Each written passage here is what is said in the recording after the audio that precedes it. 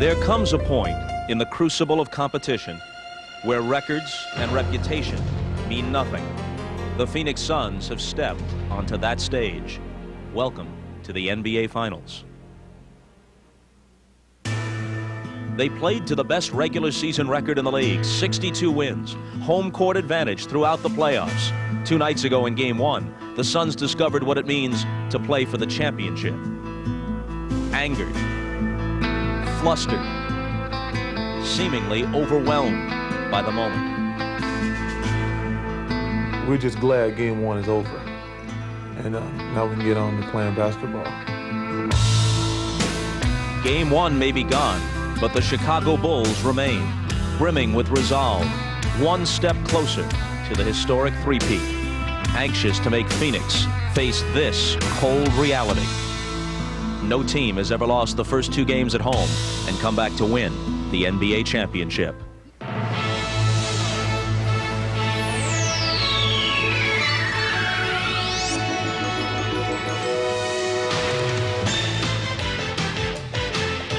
This is the NBA on NBC. The 1993 NBA Finals. Tonight, Game 2 between the Chicago Bulls and the Phoenix Suns. America West Arena. It's been a glorious first season here for the Phoenix Suns, but there's a good chance they won't see this floor again until November if they don't win tonight. Their chances hinge on a return to form by Charles Barkley and Kevin Johnson, a combined 13 for 38 from the field in Game 1, with KJ held to 2 assists and thrown completely off his game by the pestering defense of B.J. Armstrong. Hi, everybody. I'm Bob Costas. Phoenix had the league's best record, but coming into the finals, there was a strong consensus that Chicago still had the best team. Pending the submission of further evidence, there's little reason to doubt that's the case. The Bulls are 12-2 in the playoffs. The Suns 11-8. What's more, the Bulls are a nearly incredible 6-1 on the road in the last 3 NBA Finals. To put it bluntly, if Chicago wins tonight, it's very hard to conceive of Phoenix winning 2 of 3 in Chicago to bring the series back here. The Suns have lived on the edge throughout the postseason, already having faced 4 games in which defeat would have meant elimination. That is not technically true tonight, but it is practically true. And it is against an opponent superior to any they have met so far. One other note, we mentioned that no team has lost the first 2 games of the finals at home and come back to win the title. The fact is, no team has ever lost the first 2 games of the finals at home, period, regardless of the outcome. How then do the Suns get the win they desperately need tonight? With some thoughts on that, here's the trio who call the game, Marv, Mike, and Magic. Marveloso. Thank you, Bob. And in Game 1 on Wednesday night, it appeared to be a very tight, very jittery Phoenix Suns ball club. It was a frustrating game for Charles Barkley, who missed 16 of his 25 shots from the field, and he was upset with his performance. If you check the final 3 quarters, we thought we played really well, really aggressive, but we never really got our composure back after the first quarter. And I think that was due to over-anxious. I was rushing everything. And I have a lot of responsibility because if I play well, these guys feed on that, and if I play bad, they feed on that too, and I did not play well in Game 1. All right, Magic, what do the Suns have to do to turn it around here in Game 2? Well, the Phoenix Suns must do 3 things. Now, number 1, they must play aggressive defense. Get out and touch every Chicago Bull player. Number 2, KJ must find a way to penetrate to get easy shots for Dan Marley and Danny Ainge. Now, here you're going to see 2 traps by the Chicago Bull team. Now, those lines in the middle of the lane, that's where KJ wants to get to. And that's where the Chicago Bulls don't want him to get to. Now, here's 1 trap here. They're going to turn him back, and then you're going to see the 2nd trap come and make him pass the ball. Now, the effect of this double team hurts Danny Ainge and Dan Marley. They were 1 for 5 from the 3-point line. Now, normally, they get up 10 attempts from the 3-point line. So, again, they must pressure defense. KJ must penetrate, and Danny Ainge and Dan Marley must hit the 3-point shot. So, Magic, the pressure clearly on the Suns. Mike, what is the approach of the Bulls coming off what has to be considered a clear-cut victory in game number 1? some teams might come out here this evening with a sense of satisfaction that they won the first game on the road, at least have a split, and then go back home for 3 straight. Not the case with the Chicago Bulls. Coming out of practice yesterday, the emphasis was to be aggressive, win this game tonight, go back home, end it. They don't want to leave Chicago anymore. And it comes directly from their leader, Michael Jordan, who I spoke with earlier, and the decision will be in Michael's hands. Come out as a scorer or come out as a passer and get his teammates involved. He'll make that decision when the game starts. One of the other big factors in game 1 was the defensive play of Horace Grant against Charles Barkley. They played straight up, tried not to double team. Barkley got some looks, but not able to convert a lot of easy shots. I would expect a lot more double teaming from Chicago early because they knew that Barkley got in the lane a little bit too often, and oh yeah, the double teams will come with big people. All right, better than 19,000 capacity crowd here at the America West Arena. And they are getting set for the singing of our national anthem, which will be handled by Huey Lewis and the News. Good evening, ladies and gentlemen. Welcome to the America West Arena and game number 2 of the 1993 NBA Finals between the Chicago Bulls and your Phoenix Suns. Ladies and gentlemen, it is time to honor America. The Suns are pleased to present our national anthem, sung for you this evening by electro recording artist Huey Lewis and the News.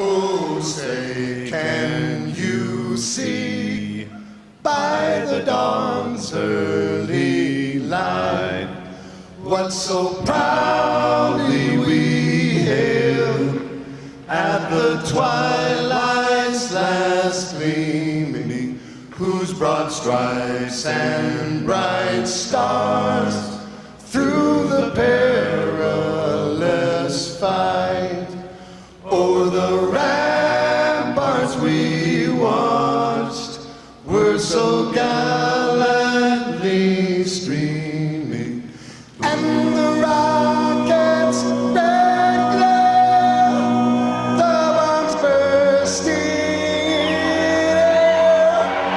gave proof through the night that our flag was still there. Oh, say does that star-spangled banner yet wave o'er the land of the free and the home of the brave.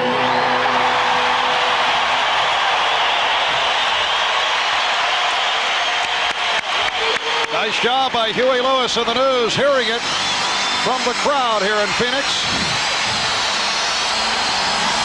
Now let's check in with our sideline reports. Once again, we're joined by both Ahmad Rashad and Hannah Storm. First to Ahmad.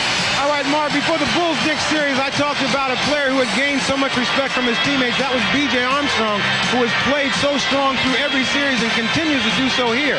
I asked B.J. about that. He said, well, looking at the playoffs, I realized it was going to be a challenge starting with Mark Price and continuing on till now against KJ. He said, the thing that I want to do to make sure I was ready to accept that challenge. Now, as Magic Johnson says, the challenge continues for B.J. because if the Bulls are to beat Phoenix, B.J. will have to play strong against KJ. All right, Hannah? Well, Ahmad, a lot of the Suns told me that they're much more relaxed now that Game 1 is over with. After all, the only Sun with finals experience coming into that one was Danny Ainge. A couple of things on Ainge. He'll be wearing a homemade number 3 on his jersey in honor of his former teammate of Portland, Drazen Petrovic. Ainge is also playing with an injury. He jammed the thumb on his shooting hand in Game 1. It's black and blue and it's very sore, but he thinks he'll be okay shooting as long as he doesn't aggravate it again. Overall, I would say this team is focused and confident. Charles Barkley promised to me we will win this game tonight. Mark? Thank you, Hannah. So Charles and his Suns are seeking to tie the series at 1, while Michael Jordan and his Bulls would love to go back to Chicago up 2-0. The NBA on NBC is brought to you by Miller Lite. Great taste, less filling. Can your beer do this? By Chrysler Plymouth, a division of the Chrysler Corporation. And by Canon. Canon cameras, so advanced, they're simple. Another beautiful day in the Valley of the Sun. Temperature at 105 degrees at one point late this afternoon. Some encouragement to the Suns. The last three teams that lost game one at home came back and won the NBA Finals. The 91 Bulls, 88 Lakers, and the 84 Boston Celtics. Checking the starting lineups for Chicago. Michael Jordan, B.J. Armstrong open in the backcourt. Up front, Scottie Pippen coming off another outstanding game, and Horace Grant. They are on the front line. Bill Cartwright shot well again in the early going in game one. And there's the coach of the Chicago Bulls, 47-year-old Montana native Phil Jackson in his fourth season as Bulls head man. Dan Marley, Kevin Johnson in the backcourt. Suns look for Kevin Johnson to turn it around. Richard Dumas, who had a good one. Charles Barkley also looking for a bounce back in game two. And the center Mark West, who played only 14 minutes on Wednesday night. Paul Westphal, the Suns head coach, 42 years old, finally got a shot. He was tabbed as Cotton Fitzsimmons' successor for years. He was a Suns assistant for 4 years, five-time NBA All-Star. Standout career with the Suns, Celtics, Sonics, and the New York Knicks. The officials, Jake O'Donnell, Jack Madden, and Joey Crawford. And we're ready for game number 2 of this best of 7. Mark West and Bill Cartwright. The Suns control the opening tip. Kevin Johnson met at midcourt by B.J. Armstrong. Richard Dumas given the room. Barkley off the pick. Barkley from the outside is able to hit on his first attack. Get Barkley the ball, middle of the floor, much like Chicago likes to do with Michael Jordan. The same spot he hit the big side against San Antonio to win that series for the Phoenix Suns. Johnson with the steal. Battled away by Jordan and scooped up by Pippen, leading to the fast break. Jordan, yes, and the game is tied at 2. But that steal that time by KJ represents what Phoenix wants to do. They want to get out and pressure the Chicago Bulls. The Bulls did an excellent job in stopping the penetration of Kevin Johnson in game 1. Horace Grant hand checking. Charles Barkley and Jake O'Donnell calls the foul on Grant. So dangerous in the middle of the floor, Charles Barkley, because he can make a jumper from there if you back off him far enough, yet he has the potential with one dribble to get to the front of the rim, dunk the basketball, or create for his teammates. Johnson had to change his shot as Grant came over to help out. Jordan tried to set up Grant. KJ trying to make a little point of emphasis here, maybe an exclamation point at the end, goes in to try and dunk it, but Grant at 6'10" bothers him. B.J. Armstrong has come up hotly, got picked off by Mark West, who moved to center court to try and help out Kevin Johnson by setting a pick. The ball deflected out. It will be Phoenix possession. I tell you, if BJ is hurt, that's only going to help the Phoenix Suns and KJ penetrate more. Barkley from deep. The Suns and the Bulls are tied at 2. Oh, beautiful alley-oop for Scottie Pippen. A look-away thrown by Michael Jordan. Not a bad look-away pass to throw it about 26 feet, put it on the money, and then it's nice to have a guy like Pippen to convert for you. Here's Dumas. Hard driving move by Richard Dumas. The rookie from Oklahoma State did not play at all in Game 7 against Seattle. Tom Chambers started, went most of the way, but he came back strong in Game 1 of this series. Pippen lost it. Dumas with the steal. 3-on-1 for the Suns.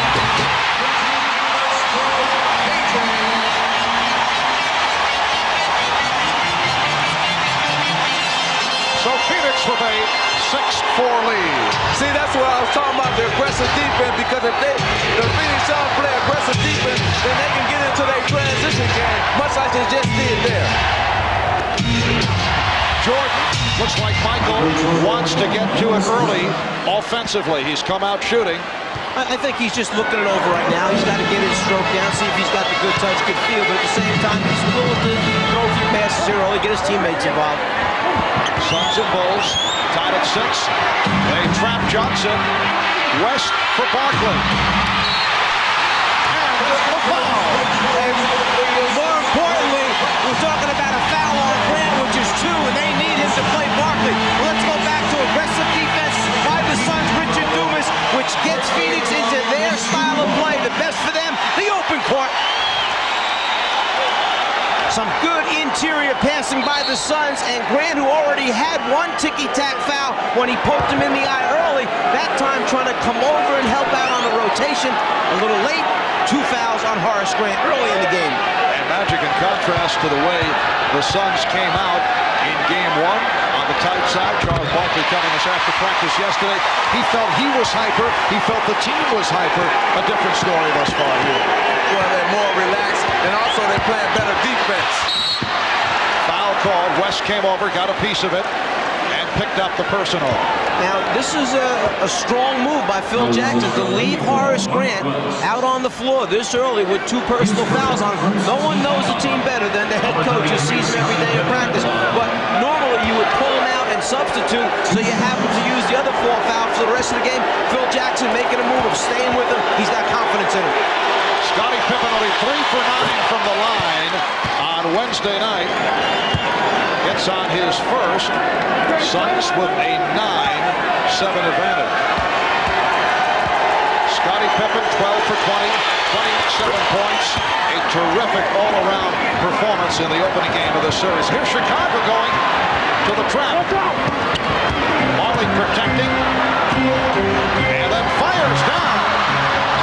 Suns fortunate to come up with that loose ball, and Dumas has given Phoenix an 11-8 lead. And you saw the long pass, something that's a trademark of the Suns team. When they're playing loosey-goosey like they like to play, you'll see a lot of long baseball passes. In fact, George Karl mentioned they're the best in the league at going over the top with long passes.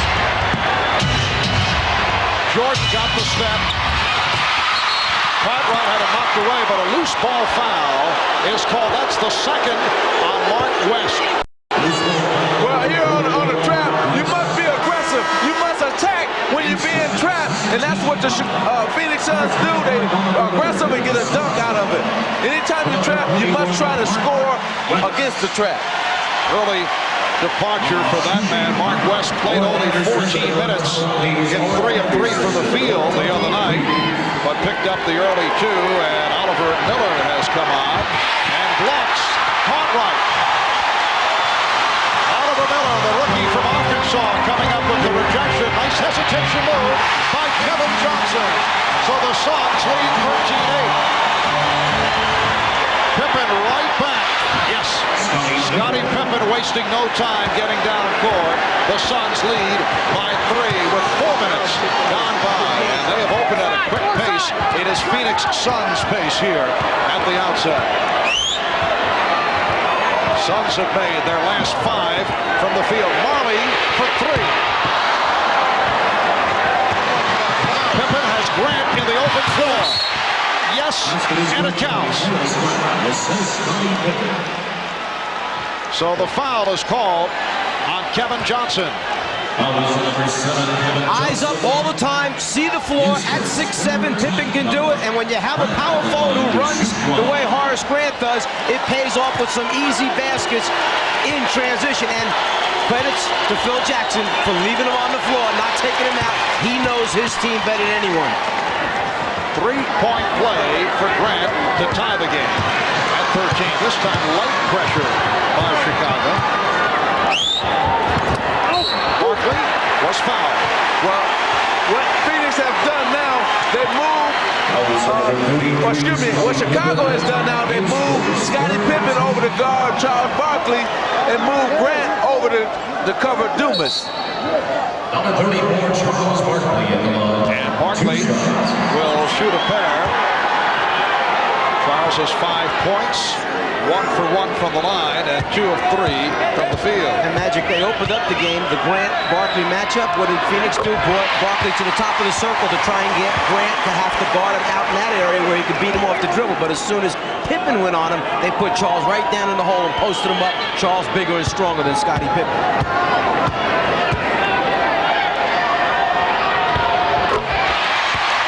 Phoenix 15 and Chicago 13.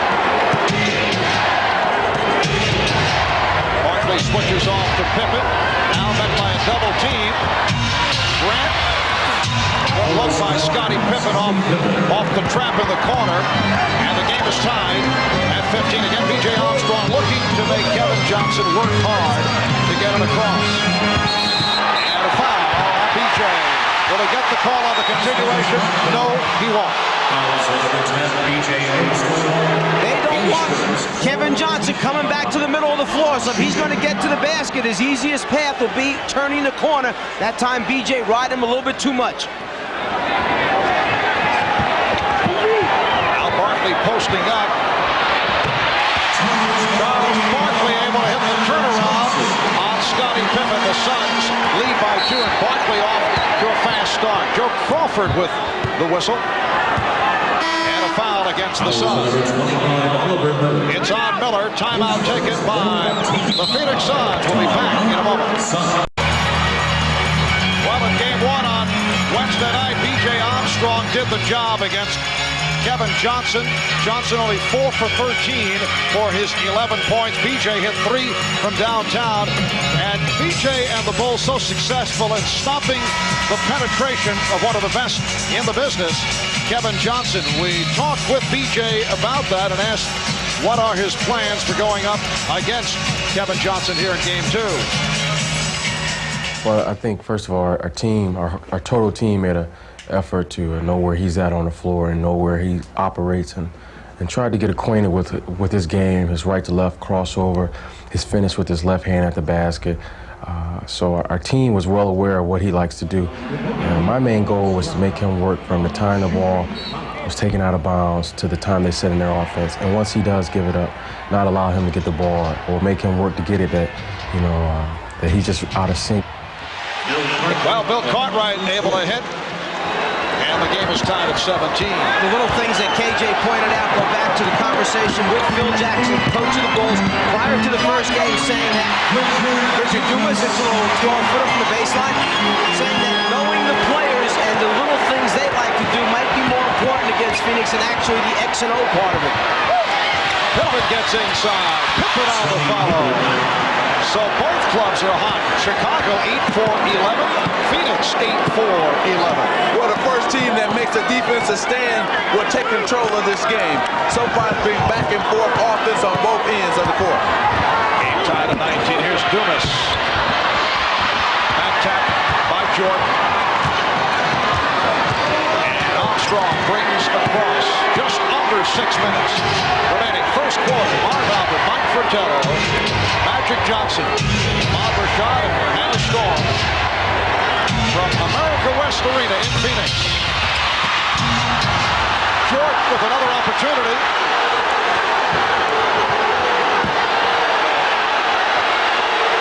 Crowd reacting. They felt that Jordan pushed Marley away as Marley went for the steal. That's a traveling violation on Pippen.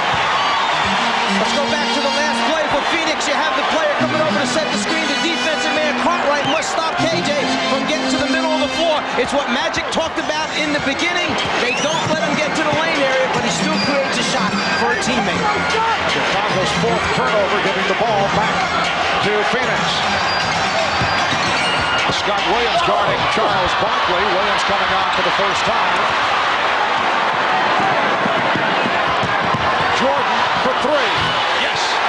Michael Jordan hitting from downtown. He now has 7 points. And Michael has just passed Magic Johnson as Barkley gets inside. Michael Jordan passing Magic for 5th place among all-time playoff scorers. He now trails Kareem, Jerry West, Larry Bird, and John Havlicek. Scott Williams rejected, and Miller comes away with it. Well, Magic, your number 6. Well, not bad. Yeah, what can I say? Offensive foul called that time. Chicago's defense, again, closing down the lane. Steps in, takes the foul as KJ tries to pass off. Tight defense, get in the lane, but they constantly step up the Bulls defense and pick up offensive fouls. 4.5 remaining. In this first quarter, the Bulls now lead 22-21. Bill Cartwright sitting down. Stacey King has come on. The matchup will be King and Miller. So it's King, Williams, and Pippen up front. They double up on Jordan. And the pass knocked away by Marley. So the Phoenix trap well executed. Here's Marley for 3. Jordan eluding Marley. Jordan lost it. Miller with the steal. But the ball goes back to Chicago. Think about the things that Oliver Miller has done because of his long arms and fingertips. He's blocked the shot. He has challenged Jordan in a double team, and here he just flicks in quickly with those long arms and long fingers and forces a turnover. Timeout called with 3:56 to go in the first. A brilliant sequence for the rookie Oliver Miller. First the block shot, his second of the quarter, 5th in the series, 52 for the entire playoffs in 20 games, and then the steal as he was able to strip Michael Jordan. You talked about the long arms. Check out the wingspan, 91 inches, which is equal to 7 foot 7 inches, about the height of Manute Bol. Wingspan roughly equivalent to your height. We guess that Manute, Sam Perkins, along with Oliver Miller, have the widest wingspans in the NBA. Would you agree with that? I would definitely agree with that. And another thing with the Phoenix Suns, they've done so far one of the 3 things that they wanted to do to win this game, and that's played aggressive defense so far. Oliver's net size only 17, though. It's all of the wingspan. Danny Ainge has come on for the first time. Bulls lead by 1. Here's Pippen on a fadeaway. Knocked away by Barkley. Marley met by Trent Tucker, who just came on. Barkley sets for the 3. And the Suns not able to hit from long range.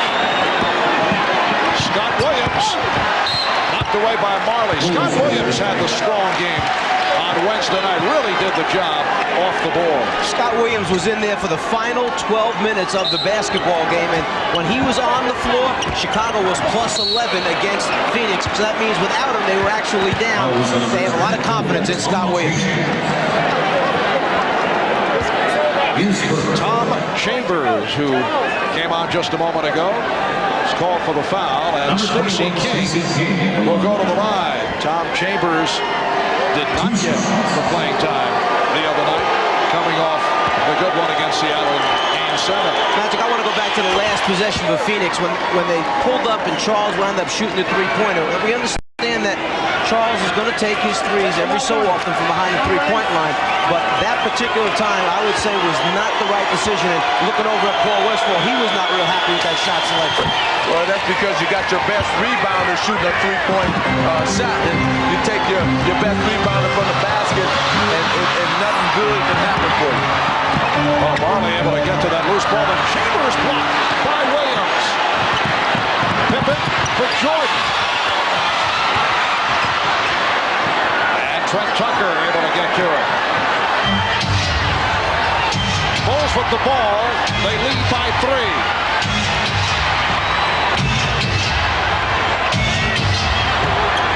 King, the shot clock running down. And it's a 3-second violation called on Chicago. Now, this is a very interesting move by Coach Paul Westphal because he really is not going with a point guard. He has Danny Ainge playing point guard, so we'll see how the offense is ran now by Danny Ainge. And the reason for that, Trent Tucker is out there. He won't put the same pressure on the ball as a B.J. Armstrong would, so he feels comfortable with Ainge in this role that he can get it up against Trent. Foul committed by Williams. The basket will not count. Scott Williams called for his first. Inside play, taking place, the Bulls bumping all those cutters, coming to the basketball, that time a little bit too much pushing and shoving. And what Paul Westphal has done now is he's put a very big team on the floor for the Phoenix Suns. You're talking about West, Chambers, Barkley up front, and a backcourt of Ainge and Marley. He usually likes to go small. Right now he's going very big. Not only that, he has his best shooting team on the floor at this time because both Ainge and Marley can shoot from the three-point line as well as Tom Chambers can also shoot from the outside.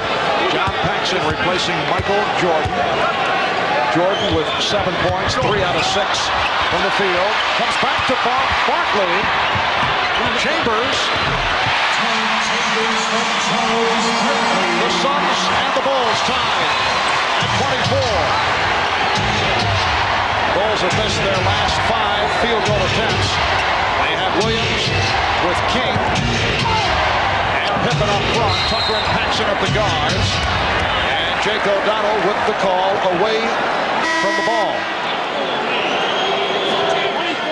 In the penalty, fouls out of the 24, Tom Chambers. Apparently Chambers called for the foul, and it puts Phoenix over the limit. And Chambers started to run down the floor as if the foul was going to be called against the offensive player, trying to help the officials make that call.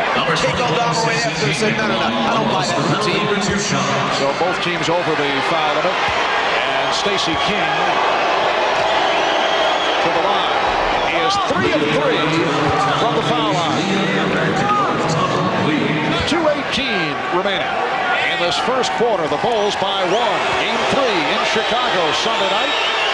7 o'clock starting time. In the East, right here on NBC, Game 4 at Chicago next Wednesday, June 16th, 9 p.m. Eastern Time. Suns do not have trouble with the pressure. Barkley being played now by Scott Williams. Barkley changed his mind.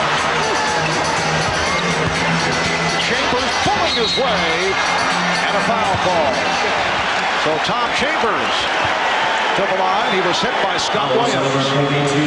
One thing about Tom Chambers, when he decides he's going to get a shot up at the basket, he's going to get it up. You can expect him when he gets going to try and finish. To shoot 2.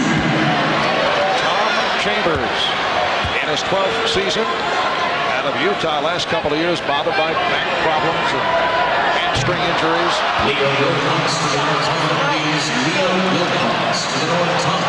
Well, during the course of the regular season, the Suns averaged 31 free throw attempts per game. In the playoffs, 32. Game 1, only 15. 2 minutes. In Game 7 against Seattle, Charles Barkley went to the line 22 times by himself. And that 31 that you talked about was the second most per game in the NBA taken by a team, the Phoenix Suns. Stacey King went short. West's pass intercepted by Pippen.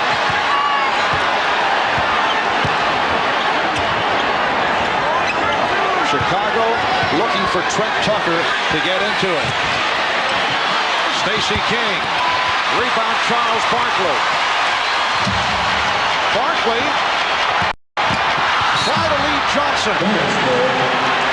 See, it's always difficult for when you're a point guard to now get out on the wing and receive the pass. Here's Charles Barkley, who normally is on the wing, and KJ, who normally handles the ball. They reverse roll, and they end up in a turnover. Bulls have missed their last 7 from the field. We come up on 1 minute left in the quarter. They get 0 for the last 8. Although Chicago leads 26-24.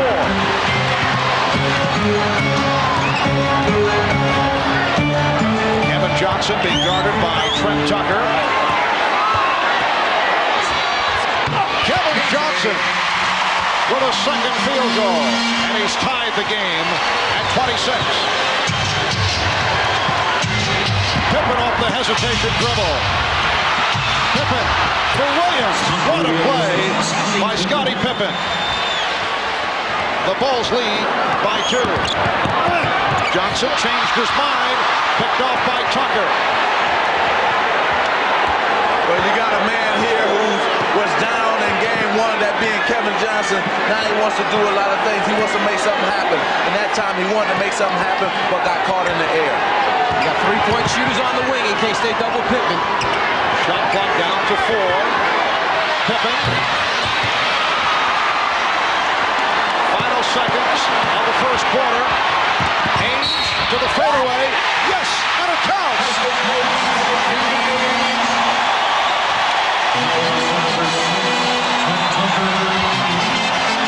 Foul committed by Trent Tucker with 2 1/10 seconds remaining in the first quarter. Last thing Chicago wanted to do is give the Phoenix Suns an opportunity to finish off the quarter with a three-point play. The problem is that they had to get a shot up at the other end of the floor with what you would call a lot of time left, meaning about 8 or 9 seconds remaining on the game clock. So Phoenix was going to come down and get some kind of good shot up, providing they didn't turn it over. Danny Ainge very quiet in game 1. Now trying to complete a three-point play. 85% free throw shooter this season. Suns by 1. Pressure on the inbound. Final seconds of the quarter. Pippen for Tucker for 3-point. That would have got it. The Suns hearing it from the crowd. A first quarter that was tied 10 times, but after one, Charles Barkley very much into it. 4 of 6, 12 points. It's the Suns 29 and the Bulls 28.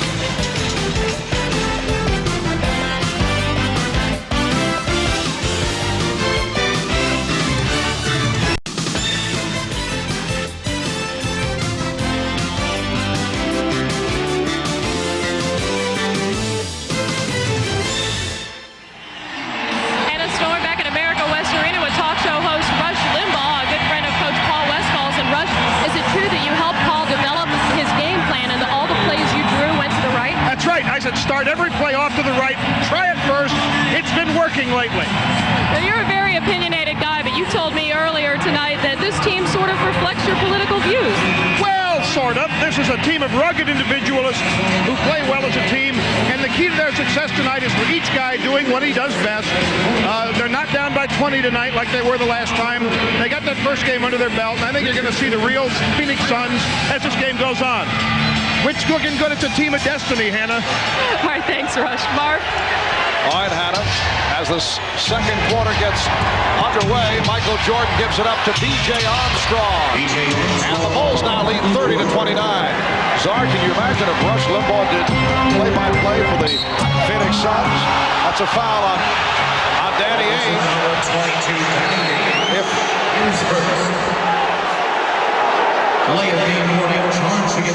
Paxson does a good job moving his feet, gets over in front. Very close call that time, and then after it, Danny Ainge took the basketball, tossed it away, and a delay of game warning was called against the Phoenix Suns. You can see that Phoenix has changed their offensive strategy.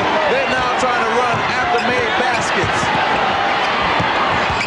All right, Grant being played by Miller. Jordan. Rebounded by Miller. Frank Johnson has checked in for the first time, played well in game number 1. And Miller finishes it off. Suns by 1.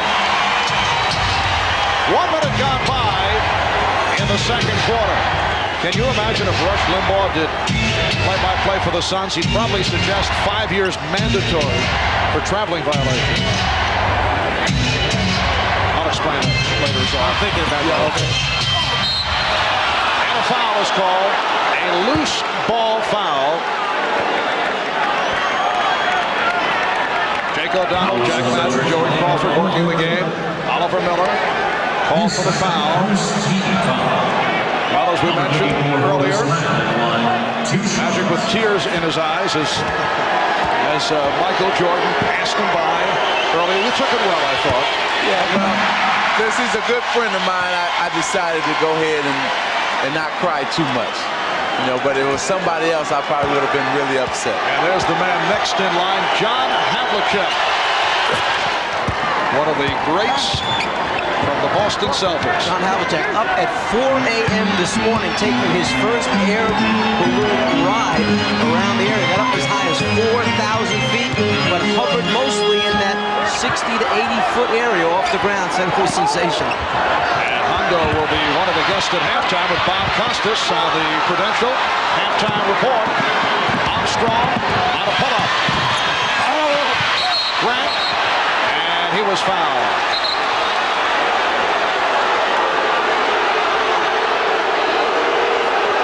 Tom Chambers disputing the call. Frank Johnson raising his hand.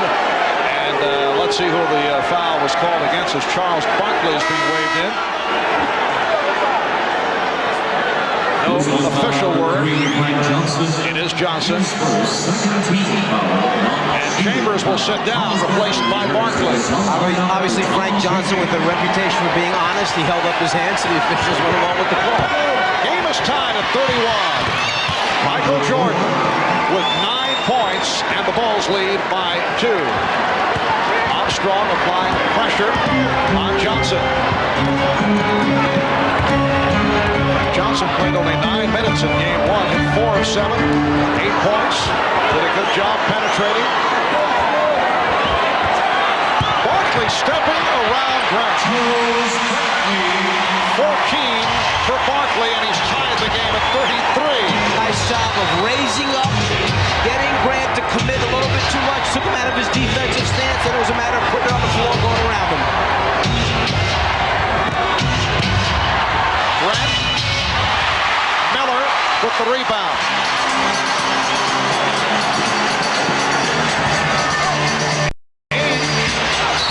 Air ball thrown up by Danny Ainge, and a foul was called. Defensive man normally wants to be down in his stance. Charles turns and faces, gets him up in the air, and now go around and convert. Richard Dumas called for the foul. We'll be right back. The NBA on NBC is brought to you by Gatorade for that deep down body thirst. By Toyota, reminding you to always buckle up. Do it for those who love you. And by McDonald's. What you want is what you get at McDonald's today. Ahmad Rashad back here in American West Arena alongside Cliff Levingston, a former Chicago Bull. You were the inspirational leader on this team last year. How they got along without you? Well, they're focused. They know what it takes to get to the championship game again, and they know what it takes to win it. And right now, they're staying focused throughout all the ups and downs of the game. I think they're going to stay right on target and win the ball game. Cliff, as focused as they were last year, this year there seems to be a calmness about this team in these finals. Well, they're being smart. They set everybody up to think they weren't going to be in it, but they're in it. All right, thanks, Cliff. Good luck to you. All right, Marv. Thank you, Ahmad. Cliff Levingston came up very strong in the playoffs the last couple of years. Michael Jordan with a sweet stroke. Cliff played in Greece this past season. Bulls lead 35-33. And the exchange for Chicago was giving up Cliff Levingston, bringing in Rodney McCray. They lost the energy, the rebounding, the defensive play, and toughness of Levingston, hoping McCray would fill that void. He has not done it this season. It's been a disappointing injury year for Rodney McCray. Paxson able to penetrate. Well, I think right now with Phoenix, they're playing well defensively. And Coach Paul Westphal should feel good about that, but they got to get back here. And Grant able to hammer it home. He thought he was fouled. Phil Jackson is very upset, but no call. The Bulls now lead 37-33. See, defensively, the Phoenix Suns must get better. They must try to get a few stops.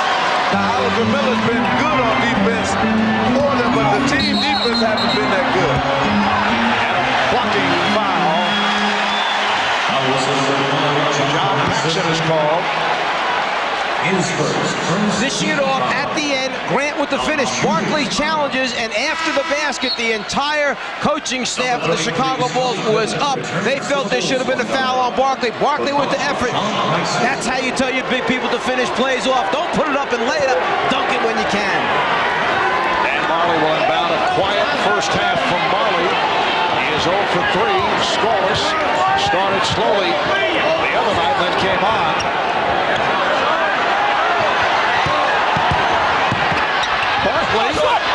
shot. Forced it, although he was double teamed. Last touch, though, by the Bulls. And it will be Phoenix ball with a new 24. One thing about the Chicago Bulls, if you turn in the middle, you're going to have 3 or 4 guys jumping out at you. And that's what Barkley faced just a moment ago. Frank Johnson puts the move on B.J. Armstrong. Nice fake, but Pippen with the block and a foul is called. Well, a little bit disappointed. B.J. Armstrong, he went for the ball fake, got up in the air. Frankie Johnson leans in a little bit, so the block is clean, but it's the body of B.J. Armstrong where the foul is called. Second on Armstrong, 2 apiece on B.J. Armstrong, Horace Grant, and Scott Williams. Frank Johnson to the line. Frank Johnson, 34 years old. Man who played in Italy in the last 3 years after spending 7 seasons with the Washington Bullets, a year with Houston. He was a first-round draft pick of the Bullets. He's been a major contributor off the bench for the Suns, in particular in the playoffs. Bulls have a 2-point lead. Again, Jordan facing a double team as Miller comes over to help. It leaves Scott Williams open, and he takes him to the hole. Well, right there, you saw that Charles Barkley had to make a decision. Do I run out at Scott Williams, or do I continue to guard Horace Grant up under the basket? And you can see he decided to take Horace and the layup there by Scott. Miller. Good luck from Marley. Bulls 39. The Suns 37 with 5 minutes gone by in the second quarter. Grant posting Barkley. Williams. So Scott Williams getting to the offense. 6 points for Williams. The Bulls lead by 4. The pace is still good for the Phoenix Suns. It's an up-tempo game, and they love it. Pippen broke it up. Nobody back for the Suns. It's Jordan all the way. And a timeout taken by Paul Westphal. The Bulls by 6.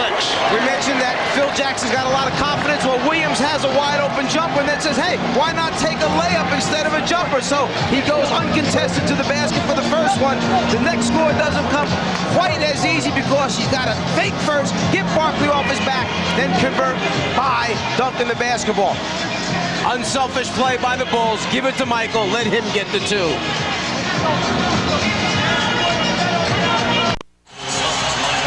Now, Phoenix been playing excellent team defense, individual defense, but not team defense. Here they're going to double team Michael Jordan, make him throw the ball. Now, when you double team, you got to get all your men rotating on the Phoenix Suns, where they don't rotate to Scott Williams, and they give up an easy layup.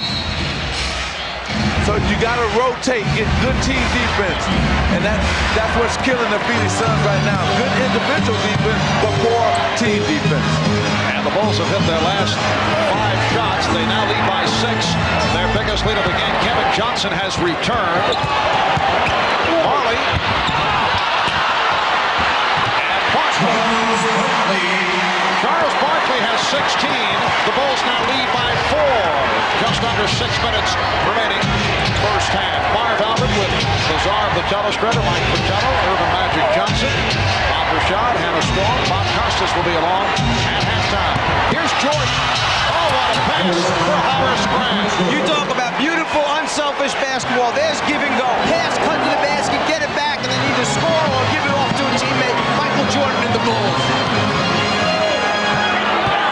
Chicago by 6.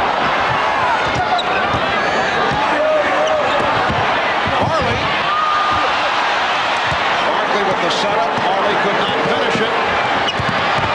Jordan. The Bulls lead 47 to 39. Michael has hit his last 4, and he has 15 points. Marv, the difference between the Chicago Bulls and the Phoenix Suns, Chicago Bulls make 4 or 5 passes on offense. Phoenix Suns make 1 pass and stand. Dumas, bad shot.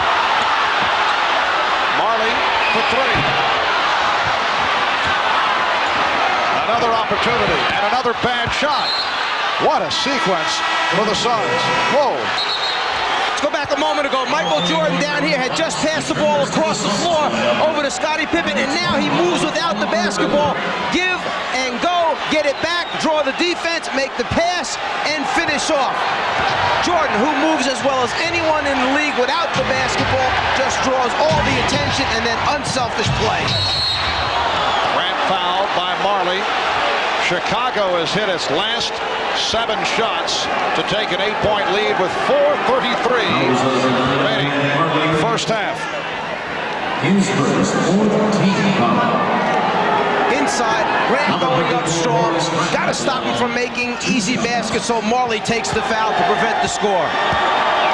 And Marley has been silent at the other end. He's 0 for 6. Once again, Phoenix not able to hit their staple through the regular season. Not able to hit the three-pointers. And the shot selection on the threes has not been good.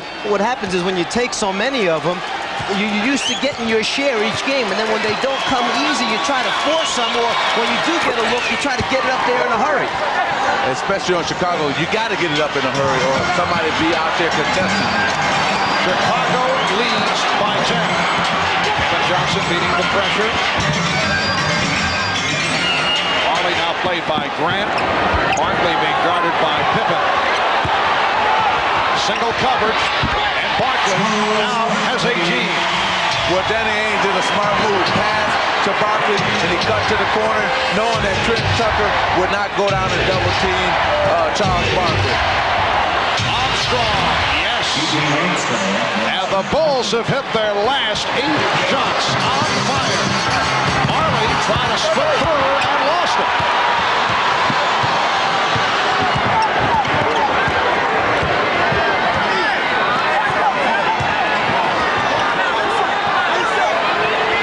Team on Pippen, who gets it out. Grant off the pick.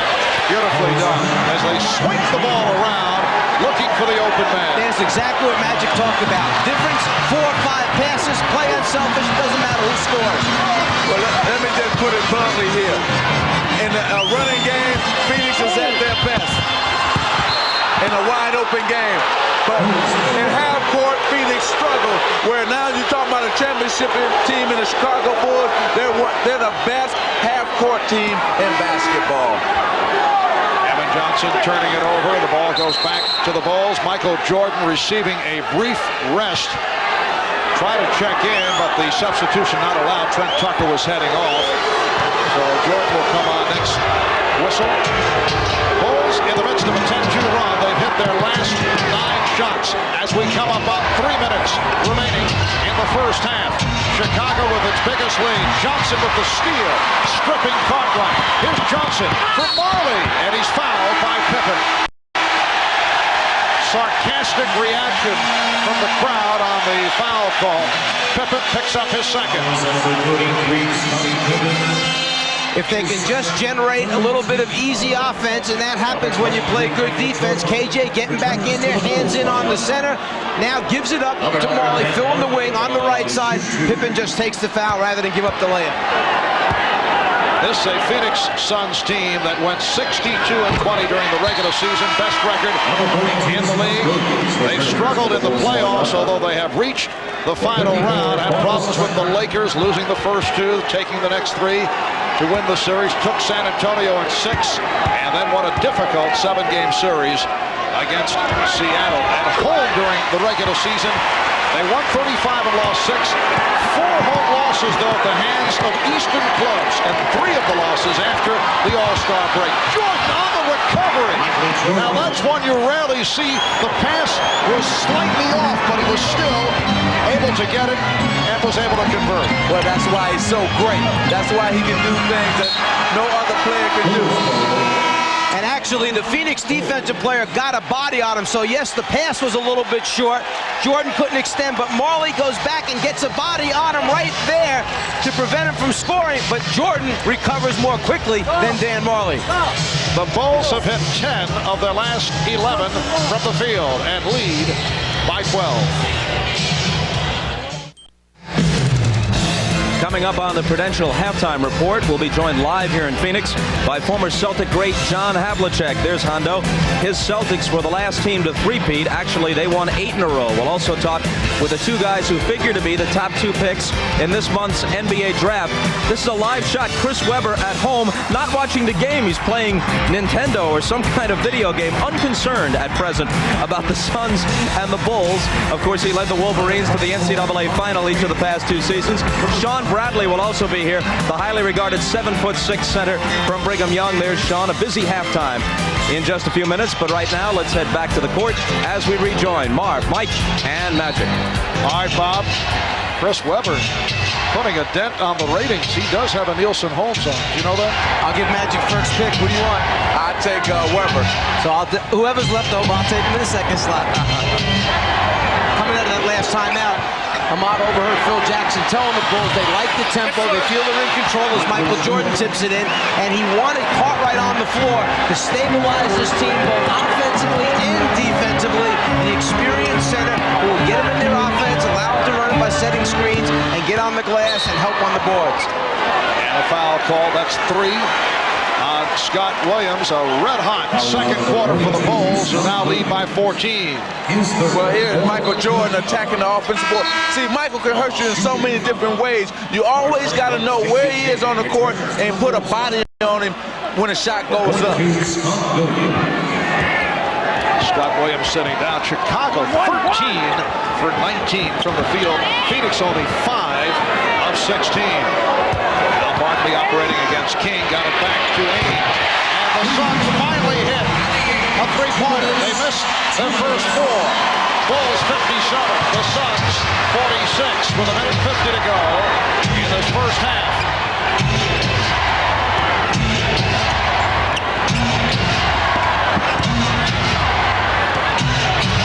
Jordan chased by Chambers and Marley. They continue the double up. Shot clock at 1. King gets inside. Again, we're talking about team defense. See, you got to get a man rotate. You can let him pass it to the outside. Never let him pass it inside for a layup. Inside is the heart of the defense. Don't take away the heart. Bulls with a 13-point advantage. Barkley. Charles pulling his way and then going to the left hand. Charles Barkley's had a big first half, 20 points, but not getting the support. And Chicago leads by 11. Here's Pippen. Stolen by Johnson. Rare miscue by the Bulls.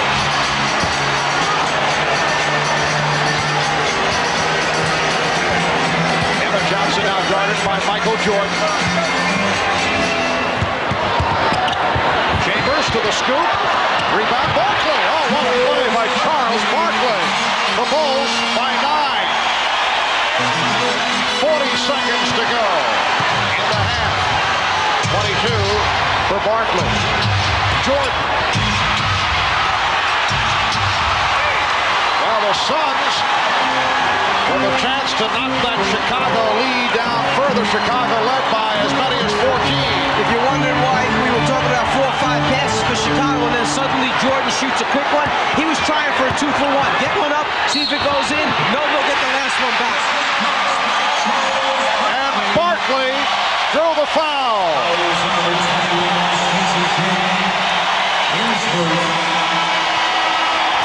Penetration by Chambers, gets it up on the glass, and then Charles just rips it from between 2 Bulls and converts as he's falling down.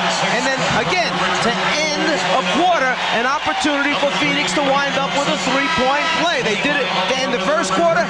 He has a chance now, Barkley, as he goes to the basket, to do it once again this quarter. Well, see, they're doing something different here in game 2. You see Westbrook going to react to this play. They're getting finally penetration. They may not be getting it from KJ, but they're getting it from other guys, Phoenix Suns. And this the best sustained period of the half. For the Suns, 7 straight points. And the Bulls now lead by 6. 10 seconds left in the half. Tucker did not want to take the shot. Gave it back to Jordan. Now Tucker for 3. Well, Phoenix able to come back down by as many as 14. They at the half. Michael Jordan, 9 for 15. He has 19. Charles Barkley, 10 of 14, 25 points. Bob Costas and the Prudential halftime report. And the guest list includes John Havlicek, Chris Webber, and Sean Bradley. A star-studded lineup. We'll be right back. Stone, thank you. Now the always somewhat awkward transition back to basketball. One gentleman who's taken a particular interest in this final series between Phoenix and Chicago is ex-Celtic great John Havlicek. Hondo was a member of the last NBA team to three-peat back in 1966. That team, of course, featured Bill Russell, among others, and they won 8 straight NBA titles from 59 to 66. Havlicek also played on the 76 Celtic team that beat the Suns in the finals. Hondo hit this runner at the end of the second OT in Game 5 before Gar Hurd's famous shot sent things into a third overtime, but eventually the Celtics won that ball game and the series with it, and it's not too far-fetched to say, even though you won in 6, capping it back here in Phoenix, that the momentum would have been entirely different. If they could have beaten you in Game 5 on your home floor in a game like that, they might well have won here to take their first title. People think that if they had won that particular series, we would have lost here. I don't think that, because we were a team that had a lot of great pride. We knew that we were a better team, and we also felt that that particular game wasn't one of our best played games. Regardless of whether it was well played technically from an X&O standpoint, have you ever been in a more exciting and exhausting game? No, it was probably the most emotional game I'd ever been in, because it went 3 overtimes, and I can recall JoJo White sitting at half court during one of the overtimes. He played, I believe, 63 minutes. I played 58, and it was one of those games where you had the highs and lows. You were euphoric one moment, and you were the depths of despair the next. Now these Bulls are going after a three-peat. It's a different era in the NBA. It's fair to say that no team, even your Celtic team, could have won 8 straight in the modern era. But how do you compare these Bulls to the other great teams you were with or played against? Well, the thing that I'm impressed with the Bulls is the fact that they play great defense. If you see Phoenix playing against them, they have to work for everything they get. They're picking them up all over the floor. And I know that to win championships, you have to play defense.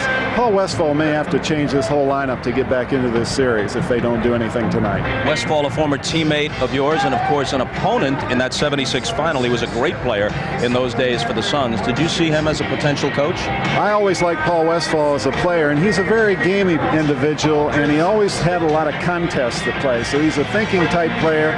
I thought that he could become a good coach. I didn't know if he would go into this type of situation.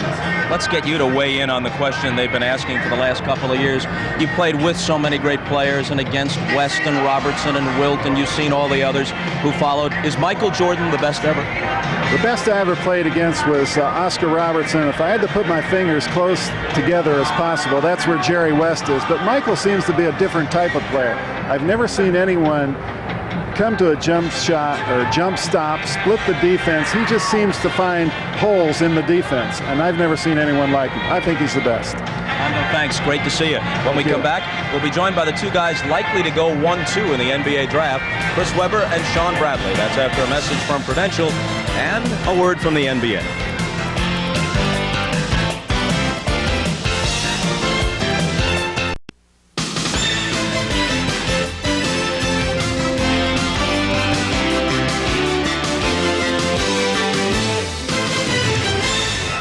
Well, the NBA draft is just under 3 weeks away. June 30th is the night, and the place is the Palace of Auburn Hills. That's pretty appropriate, considering that Detroit native Chris Webber is expected to be one of the top picks, if not the first pick, which of course is owned by Orlando. Also expected to go in the first few choices is Sean Bradley, the 7'6" center out of Brigham Young. Chris is going to be with us by satellite. Sean is here live in Phoenix. I can just see my mom watching this going, Bob, sit up straight.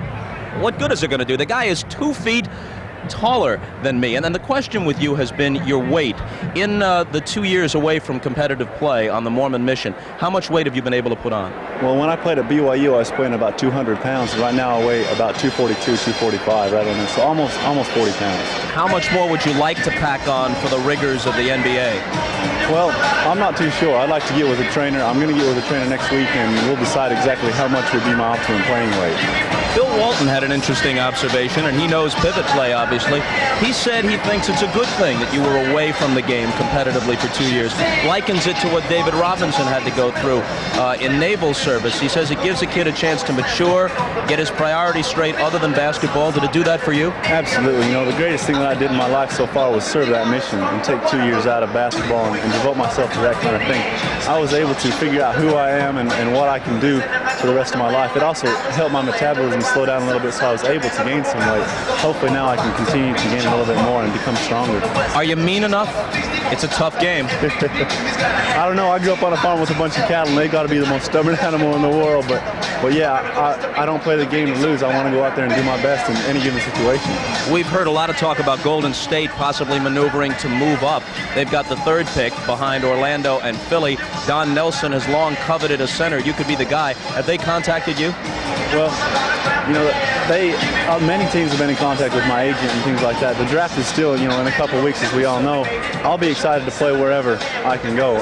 Of course, I do have my preferences, but you know, I'm just come back from Australia, and they said, you know, the draft is in a couple of weeks, so we'll see what happens there. What's your preference? Like I said, the draft is yet to happen. We'll see what happens there. Will you work out for teams? Excuse me? Will you work out for teams, or do you feel your draft position is such you don't have to do that?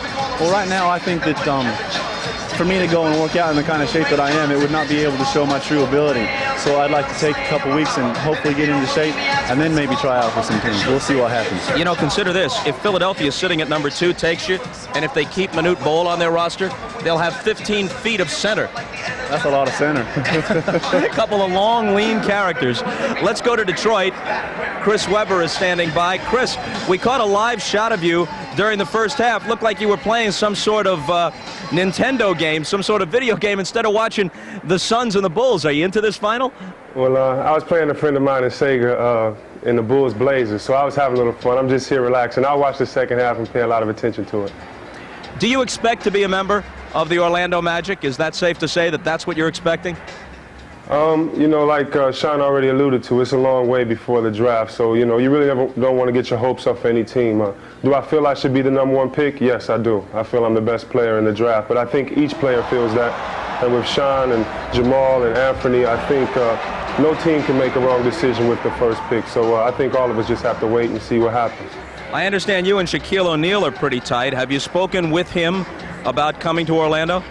I talked to him lottery day and the time after that, and you know, he just congratulated me. And when I made my decision to come out, I asked him if I should come out, and he said yeah. So he just said, "I told you so," and you know, yeah, we're pretty good friends. You may be the best player in the draft. You're used to being the best player on your team. If you go to Orlando, the spotlight won't fall first on you. Are you prepared to deal with that? You know, players like to play, and put me in a position with 4 scrubs or 4 great players like Shaquille. I just want to fit in. I don't have to get the spotlight. He's a great player. He's a franchise player. Just let me come in and do some dirty work. Let me dive on the floor or something, you know, and just let me try to fit in somewhere in the NBA. I hope there's a place for me. How tough is it to sit and wait and not know the fate at this point? It's real tough, but then again, you can set goals and say, well, I have 25 days to work until draft day or whatever. So it gives you a good timetable. It's not that hard, but yeah, I'm really waiting for that moment. Last question real quick. The Bulls are winning here. Are you winning the video game? Oh, yeah, I already beat them. And Isaiah Thomas scored 35. And, my team beat Mike Jackson's team by about 50. By 50. All right, switch the channel over and enjoy the second half with us. Thanks, Chris. All right, thanks a lot. Okay, and our thanks to Sean Bradley as well. It's the Bulls over the Suns, 59-53, and we'll turn things over to Marv, Mike, and Magic for the call of the second half right after these messages from your local station. This has been the Prudential Halftime Report, brought to you by the Prudential. Peace of mind. It comes with every piece of the rock.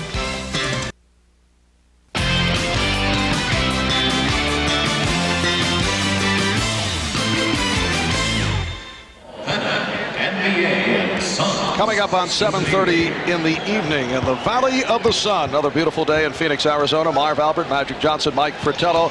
The Bulls, led by as many as 14, look to be on the way to a blowout, but a good close by the Suns, and they have moved within 6. This after that hot shooting spurt by Chicago.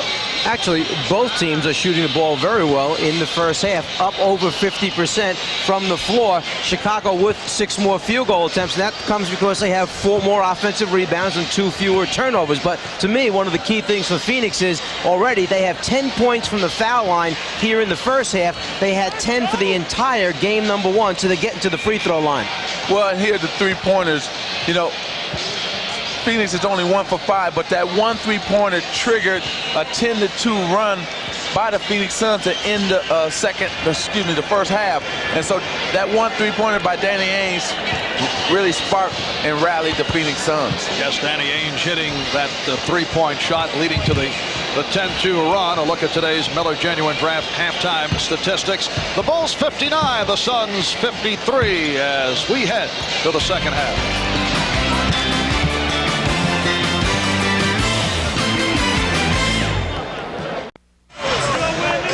Welcome back to Game 2 of this best of 7 NBA Final Series. A look at the leading scorers. Michael Jordan in the first half, 9 out of 15. Hit 1 from downtown. He is 19. Horace Grant with 14 points. Charles Barkley, 22 minutes, 10 out of 14. 25 points. The only Phoenix Suns in double figures.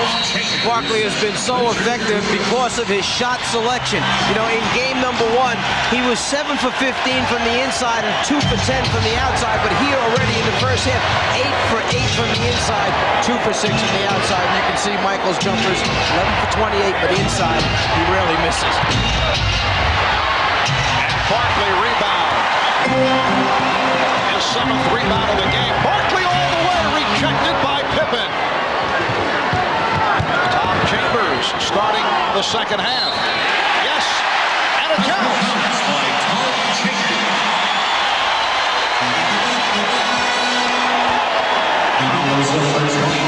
At the other end, the defensive end for Chicago, Barkley gets past Grant, but there's the cover-up by Pippen blocking the shot. Chambers shows the ball.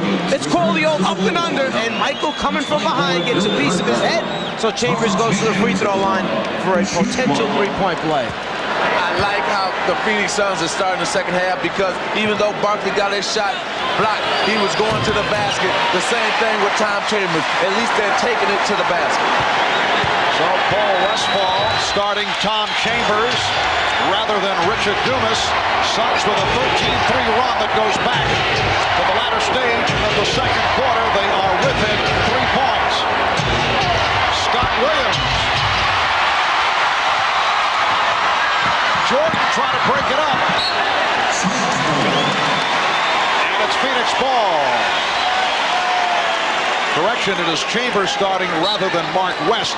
Chambers up front along with Dumas and Barkley, Johnson and Marley at the guards. Chambers got the step. Well, the veteran providing the spark has brought the Suns within 1 point. The reason Paul Westphal went to Tom Chambers starting the second half because he wants more offense in the game. That's the reason he started Tom Chambers. And the Bulls have started Scott Williams, Reverend Bill Cartwright. Phoenix with a chance to take the lead.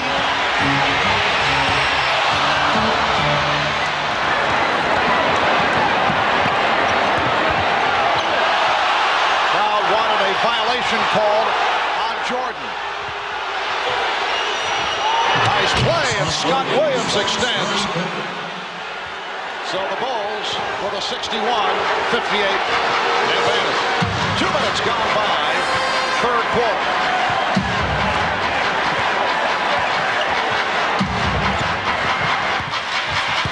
Evan Johnson for Tom Chambers. Michael Jordan knocked it away.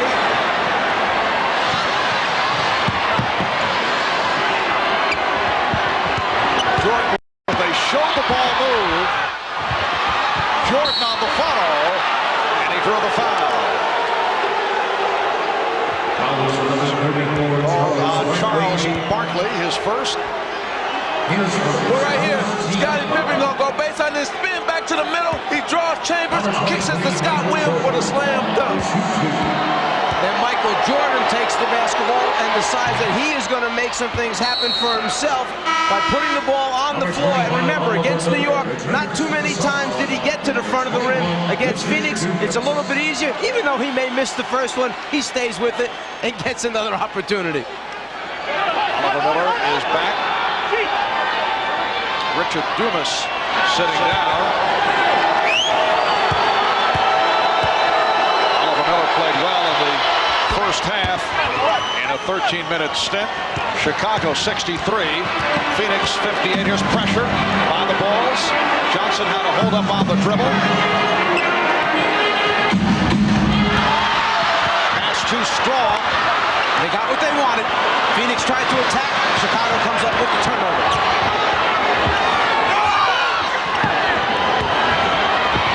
Jordan. Horace Grant with the rebound and pops it back out. Here's Jordan for three. Yes. So Michael Jordan with his second three-pointer. He has 24. The Bulls regroup, now lead by 8. The Suns had knocked it down to a 1-point Chicago lead. Johnson on the penetration. Barkley. Charles Barkley puts it back. He has 27. The Bulls by 6. Charles Barkley is playing an MVP type game tonight. He is really taking it aggressive to the basket when he gets it. Also, he's attacking the offensive boards. He's really making it easy for Phoenix Suns to stay in this game with his offensive play. Kevin Johnson collects his third foul. Jordan for Grant. Williams had him knocked away. It'll be Phoenix ball. Scott Williams argues the call.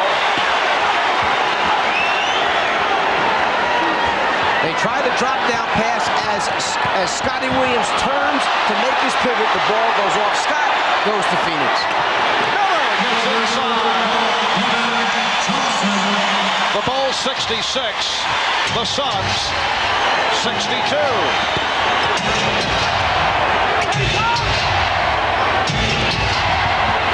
Jordan with the spin gives it back. Grant. Nice touch by Horace Grant. 16 for Horace. The Bulls lead 68-62.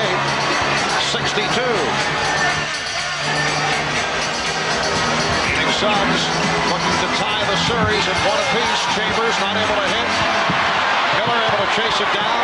Bulls want to return to Chicago up 2-0. Marley. Marley with his first field goal, a three-pointer. And it brings Phoenix within 3. They collapse on Williams. And the ball knocked out of bounds. Scott Williams looking for a foul, but no call. And if you think about it, go back to game 1. His first three-pointer in game 1 came off of a second shot opportunity when they missed the first one, but got it back outside to him. This time, the same thing. First shot a miss, get it back, kick it across the floor to Marley. He makes the 3. The game is getting physical now. And so watch out. There will be a lot of quick fouls. There might be a lot of people in foul trouble before this game ends. Jordan lost it. Marley with the steal. Jordan in pursuit. Marley. The Suns within 1. Every time it's gotten to this point, Chicago has answered with a big basket. We'll see if they can do it one more time. Jordan, yes, and they do answer. The Bulls 70, the Suns 67.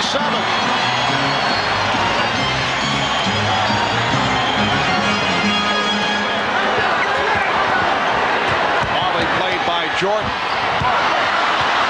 Pippen has Armstrong in the clear. And we get a call, fouls call. Barkley was cut off at center court by Scottie Pippen as Barkley was trying to race down court, and the basket will not count. Charles Barkley gave the extra effort to try and run down what appeared to be a certain layup. To me, there's no call involved there. That had nothing to do with the outcome of that play. Did not take the basket away. The NBA on NBC is brought to you by Ford and your Ford dealer. Have you driven a Ford lately? By AT&T, the official telecommunications company of the NBA.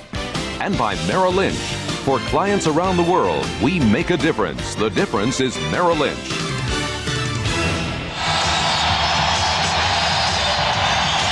America West Arena is rocking.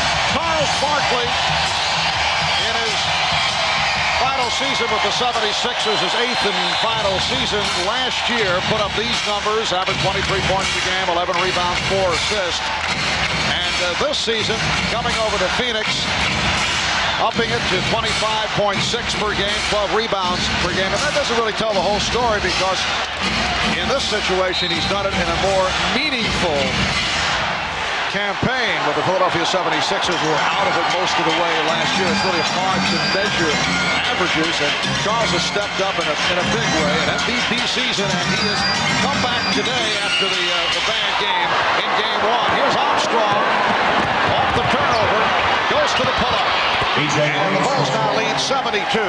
Let's go back to Charles Barkley for a second. When you make a statement, you better be able to back up your statement. He said that if he was surrounded with better players, they'd have a chance to win a championship. He has backed up his statement. He's had a terrific season.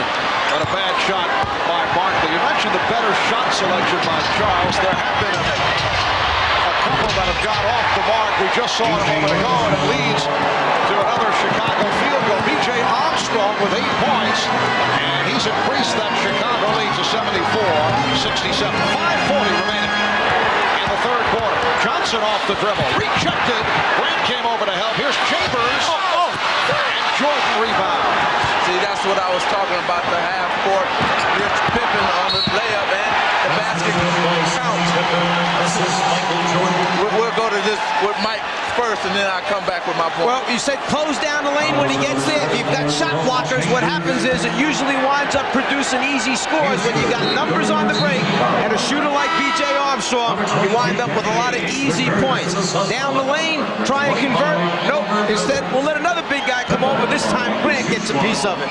See, that whole thing with KJ is they want to send him to the middle, and then they're going to converge on him, the Chicago Bulls, and try to block his shot or take a charge. Now, Phoenix, the way they got into the game, they were running, getting layups and dunk shots.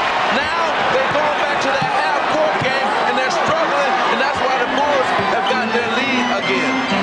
Scottie Pippen, that field goal, his first points since the first quarter. And Chambers with the bad pass. The Bulls in an 8-0 run and lead 76-67. Again, half-court offense. They're struggling in the half-court offense, but when they get the ball and get out in the open court, they're making good things happen for them. That's the Phoenix Suns. Ollie cut off the baseline. Jordan went back in that direction.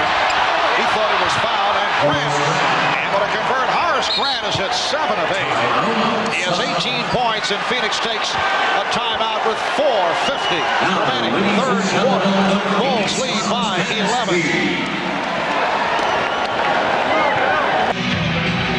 Ahmad Rashad back at America West Arena. Now, if you've ever wondered what it would be like to be like Michael Jordan, well, imagine people trying to find you everywhere you go. This was yesterday. He was out trying to play golf. We obtained this footage from a local station here, and it was shot from a helicopter. They found him. I talked to Michael today. He said he was trying to play golf, trying to enjoy himself, but there was a camera in the woods and a camera up in a helicopter. Marv? All right, Ahmad. Bulls with a 78-67 lead. 4:40 remaining in the third quarter. Barkley gets inside. The basket counts. And a blocking foul. Scott Williams called for his 4th. Get Charles down low, close to the basket. Good things are going to happen because of his strength and power. And in fact, going back to what Ahmad had just mentioned, when Michael was playing golf yesterday, the reports came out that he was playing with Charles Barkley, when in fact, it was Quinn Buckner that was out there. So that means Quinn must look a lot like Charles in the helicopter at least. Oh, he picked up some weight, didn't he? Quinn did. 4.5 remaining. Third quarter, and the Bulls lead 78-70. So Phoenix able to put an end to that 10-0 run by Chicago. Williams fouled. by Barkley. For Barkley, his second. Similar situation to game one when Chicago led 71-68. Phoenix had made its run, and then Chicago was able to pull away. And here, Chicago had a 70-67 lead. Phoenix had come within 3, and then the Bulls go to the 10-0 run. Because they understand the mentality of what goes on. Great teams will make runs at it. It's not going to lay down and let you beat them by 25 or 30 points. They have the ability to concentrate that much harder, execute that much better when the pressure is on, when Phoenix makes the run and cuts it down to a 3-point game. And how about Scott Williams in his third year out of North Carolina? The script has been the same right throughout. He has come up very strong come playoff time. Did it against the Lakers 3 years ago. Did it against Portland last season. Barkley again draws the foul. Another three-point opportunity. 32 for Barkley. As we mentioned, if he's 8 for 8 at halftime from inside, why wouldn't you just keep giving it to him down there until they do something to stop him? Man, it's just too tough one-on-one in the paint area. He's getting great position, though, and he's getting the ball just where he needed. His outstretched hand, or he don't have to dribble, he just takes it up and power it. He's 6 of 7 from the line, 13 of 19 from the field, 33 for Barkley. Grant was called for that foul, his third. 6-point Chicago lead. Frank Johnson now pressing Scottie Pippen. And Johnson is matched with Pippen. Pippen goes right at him. Frank Johnson about 6'1" against the 6'7" Scottie Pippen. It doesn't take him a whole lot of time to recognize where the mismatch is, does it? Well, that's the difference between the two teams. They recognize the mismatch, that being the Chicago Bulls. Chambers blocked from behind by Jordan. Bulls have hit 6 of the last. Pass. Jordan for Grant. The Bulls by 10. The big man running the floor, finds the painted area, and just waits for Michael Jordan to deliver it. Michael, with eyes all over the place, sees the entire floor. We're approaching 3 minutes left in the third. Marley for 3, yes. Well, Dan Marley hit only one of his first 5. And he's hit his last 2 from 3-point range. 10 points for Marley, who was scoreless at halftime. Bulls by 7. Jordan to the reverse and slapped home. Will it count? No. It is called offensive interference.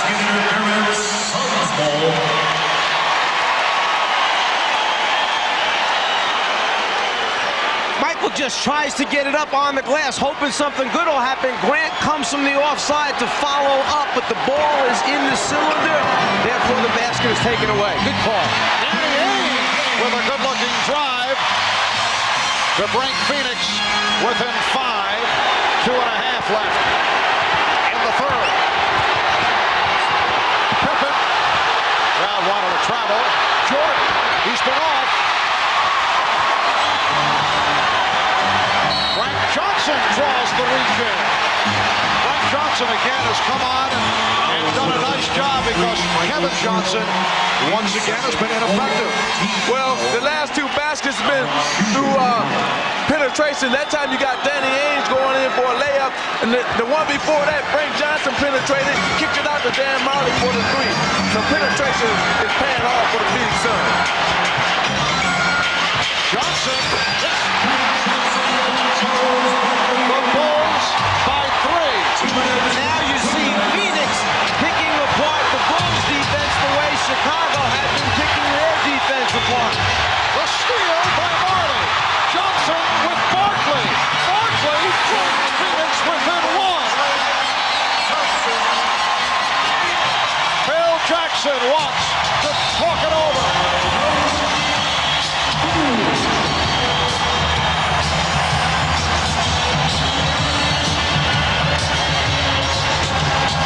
The Suns with 9 unanswered points. They've hit their last 6 shots, and they've cut into that Chicago lead. It is now the Bulls by 1. Frankie Johnson, after hitting the jump shot off the inside-outside play and loves it. He knows they got the crowd back into the basketball game.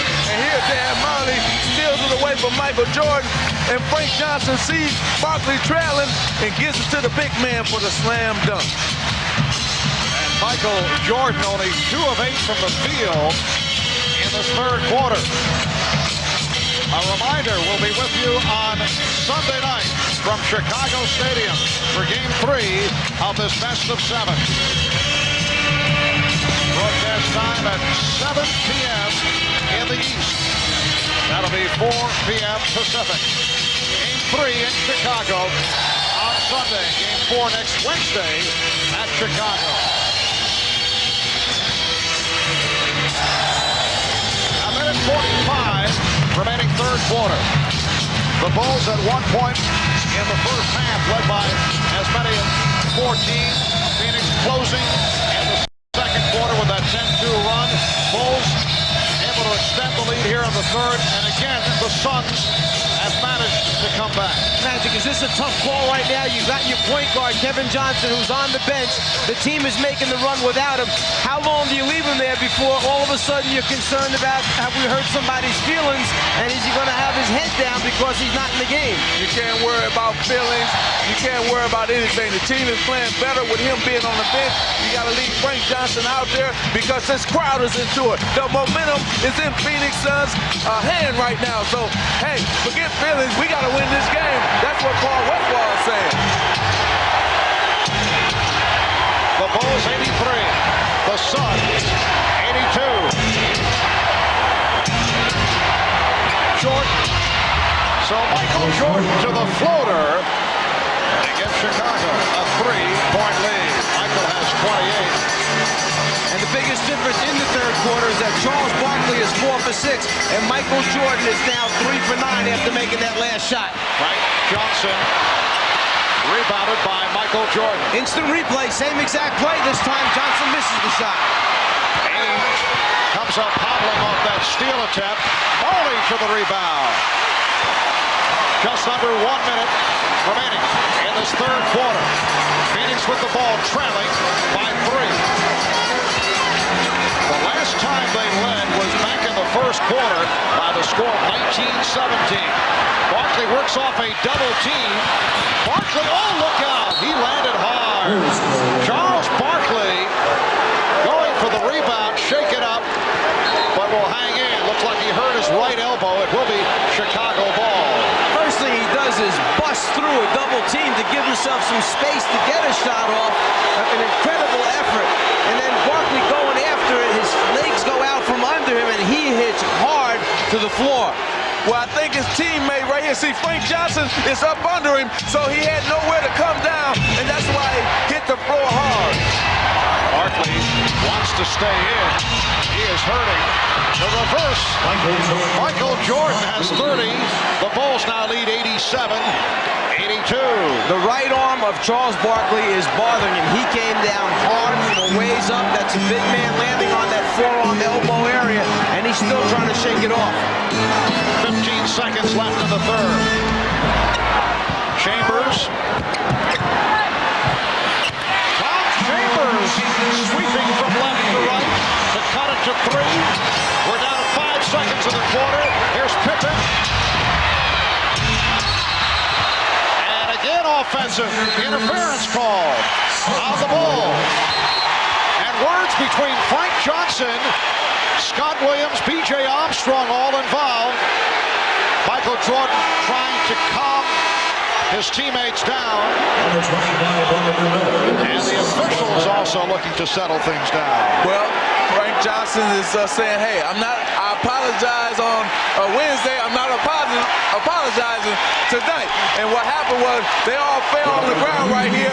And then at the end of it, I think it was a little pushing and shoving. And then Michael Jordan tried to calm everybody down. Frank Johnson was still upset. So I think everything is clear now. Jake O'Donnell will settle everybody down and get back to playing basketball. Oliver Miller pegs it in. Here's Barkley firing. It was Frank Johnson tearing the jersey of Scottie Pippen in a collision. And You took exception when Frank apologized to Scottie Pippen, but no apologies right here. After 3, it's the Bulls 87 and the Suns 84. We'll be back after these messages and a word from your local station.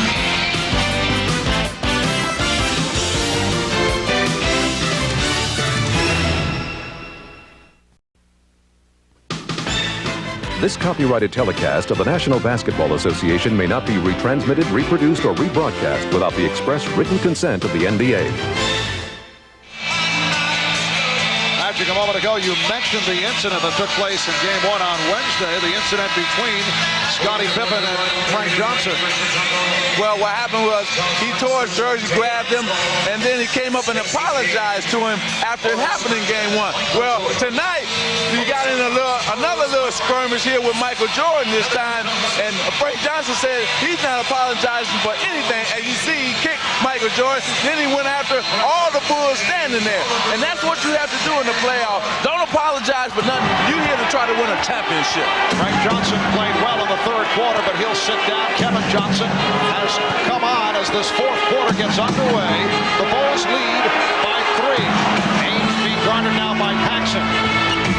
Marley from 3. Yes! And the game is tied at 87.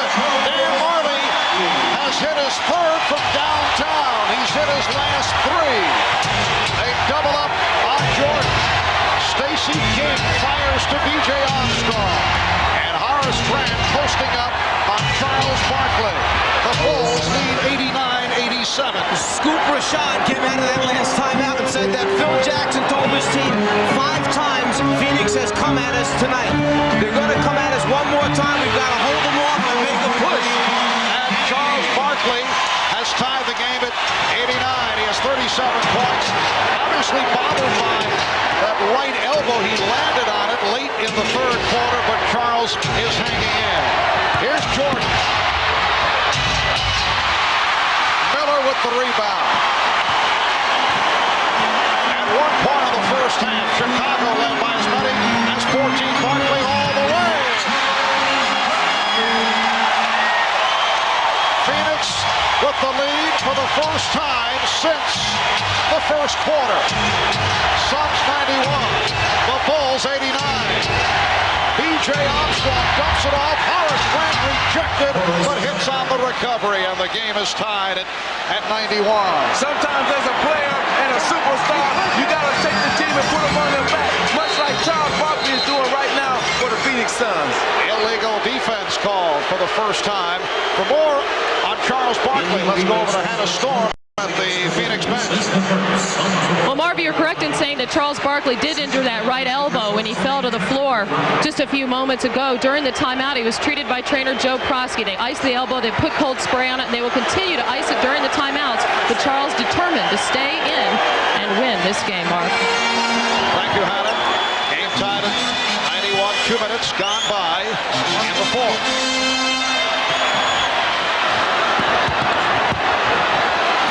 Rejected by King. Barkley.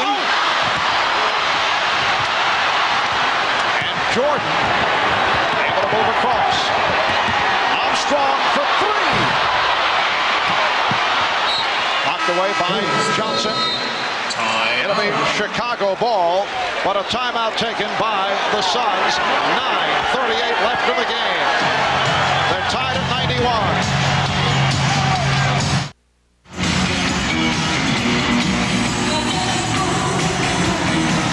Nice move by the Gorilla here at the America West Arena. A new era began for the Phoenix Suns back in early November when this arena opened. Capacity 19,023. Michael Jordan getting a rest. It will be brief, sitting down with 30 points. Charles Barkley leading the Suns with 39. The Suns and the Bulls tied at 91. 9.5 remaining in the fourth quarter. In that last timeout, Chicago most concerned about rebounding the basketball. They're standing and watching, not going after it. Phoenix has become the aggressor. Stacey King could not hit. Rebounded by Dan Marley.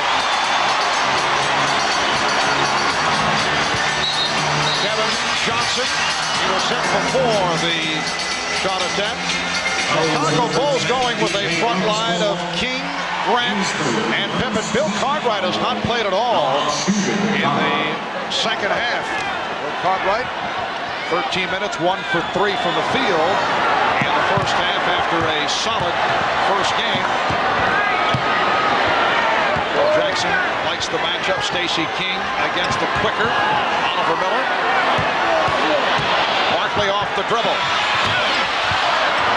Because of the size of Horace Grant, he could not get a real good, clean look as he tried to shoot that one on the move. Armstrong sets up Paxson.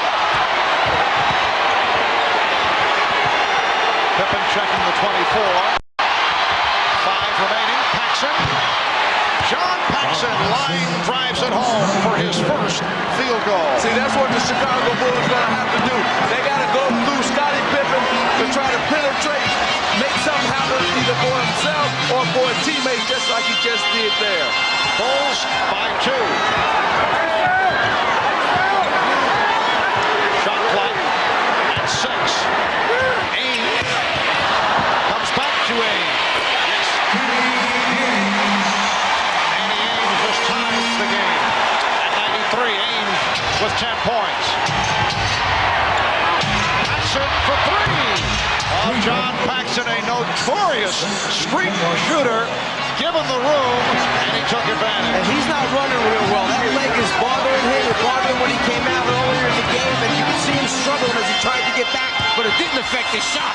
Strong move by Miller. Bulls by 1. 7:35 remaining. Fourth quarter. Chicago trying to make it 2-0 in this best of 7. Marley breaking up the pass, while Phoenix hoping to tie this series at 1. Floating to that familiar spot opposite the foul line area. Paxson's made so many big baskets during his career, and there's the guy that replaced him as a starter, BJ, passing over to Paxson in the corner for the jumper.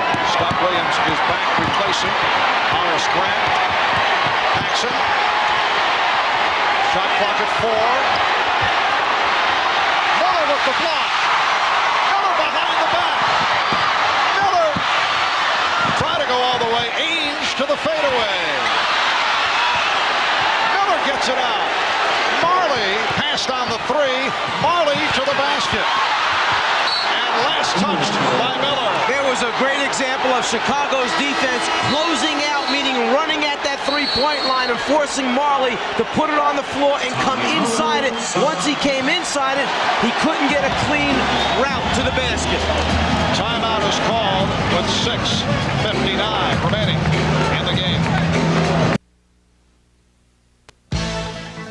Miller Genuine Draft presents Genuine Moments.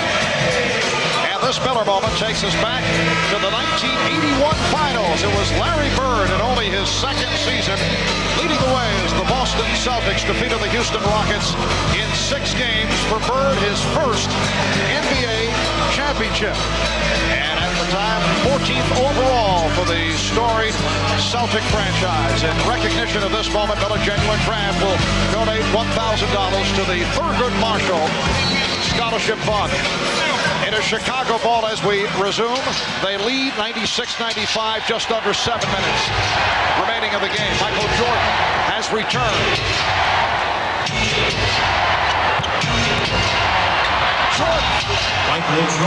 Michael has 32 points.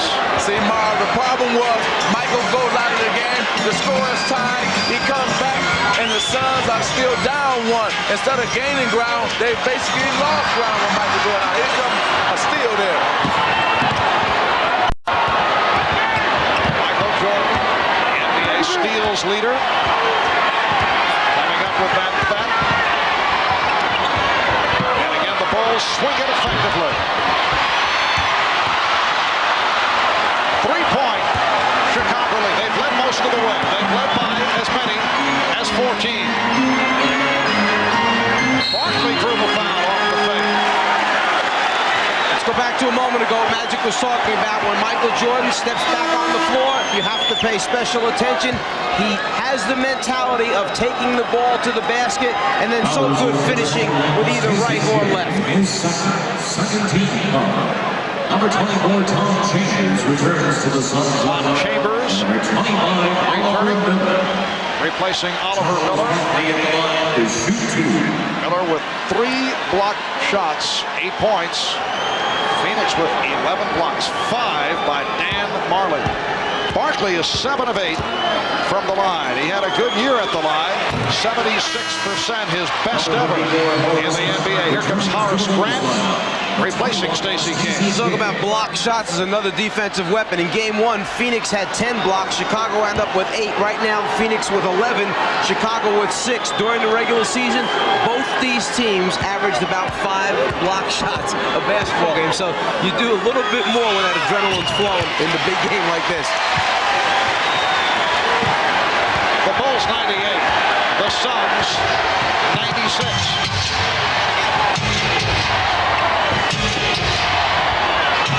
Michael Jordan, he's getting good looks. Oh yeah, see, Phil Jackson knew that was the right time to rest Michael. Now bring him back with 6 minutes to go and have him take over the game. Johnson and Williams rebounds. The Bulls with the ball and a 4-point lead. Jordan, rebounded by Chambers. Phoenix on the run. Barkley from Johnson, he came up short. He's claiming that he was fouled, pleading his case to Jack Madden. Pippen passed on the shot. And Jake O'Donnell blows the whistle. Let's go back to what Charles Barkley is complaining about right now as he tries to finish off the play. The hand in the face is what Charles is claiming took place. He wants to know why no foul is called. Barkley on the drive, the swipe attempt by Jordan. Charles saying, hey, I should be shooting a couple free throws, but no sympathy. And a foul called on Tom Chambers, giving Chicago a new 24.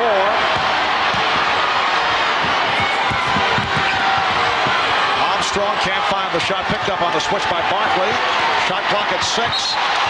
And a violation is called on Pippen. Now, after Michael Jordan hit Barkley in the face, he came up to Barkley on the other end to say, are you all right? So I guess Michael did foul him. Scottie Pippen with his 6th turnover. Suns have gone cold. They've hit only 2 of their last 11 shots. 4:40 remaining of the game. Chicago leads by 4.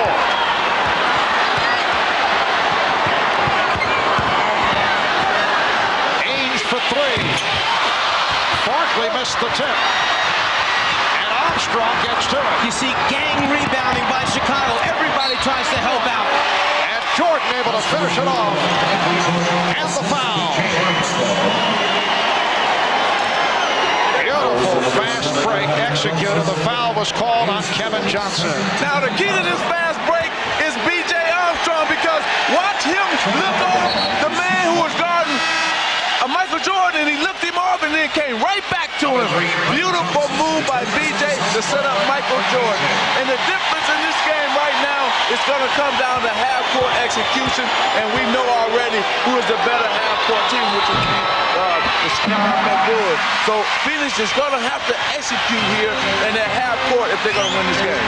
And Frank Johnson has come on for Kevin Johnson. Frank Johnson played well earlier. Kevin Johnson again has been ineffective.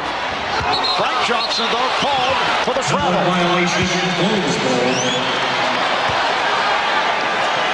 B.J. Armstrong in game 1, 16 points. Kevin Johnson had 11. And tonight, B.J.'s hit a couple of big buckets here in the 4th quarter, but Kevin Johnson just has not done it. And Marv, he's upset too. Kevin Johnson is upset that he's not in this game, especially at winning time. This is winning time. He used to be an all-star, a veteran, so you know he's not happy. Pippen for Williams, and he's fouled. Hard foul given by Barkley. Yes, you have the idea that Paul Westphal wanted to pull Kevin Johnson, use the excuse of the 4th foul to get him out of there, but as you say, Kevin is not happy about it. No question about it. It's going to be, if Phoenix does not win this game, something is going to come about with this decision here. So hopefully they can rally together and won't have a problem. But we got a lot of basketball to play. They're only down 6, that being the Phoenix Suns, so there's still much in this game. Scott Williams, 1 for 3 from the line.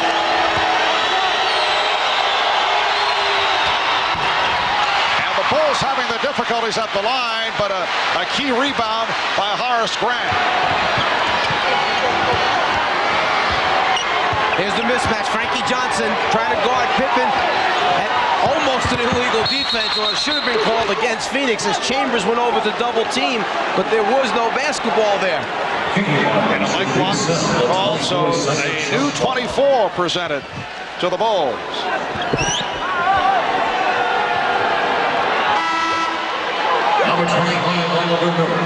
Oliver Miller returns, and Charles Barkley will sit down. I would think this will be a brief rest. Barkley departing with 40 points, 13 rebounds.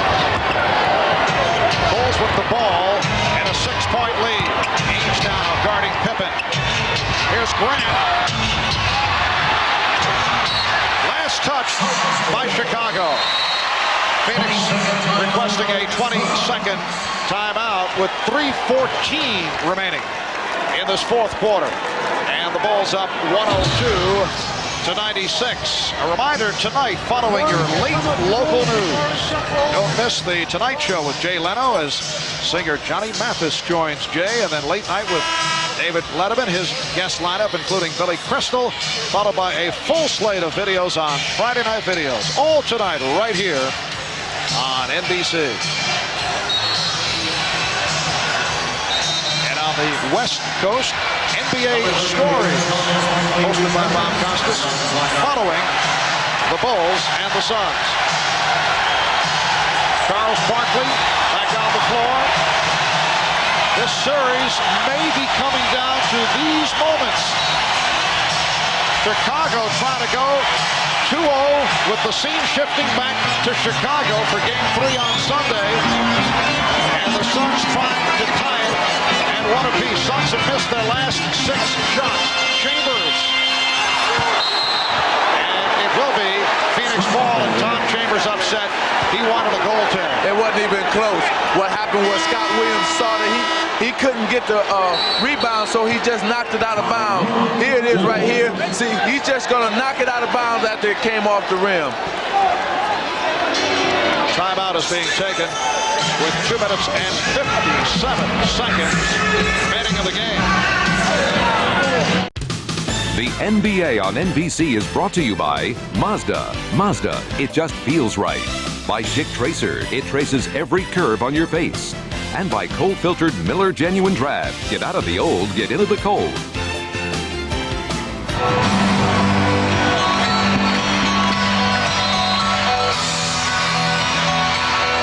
Back in Phoenix, Harv Albert, Mike Fratello, Magic Johnson, 2:57 remaining of the game.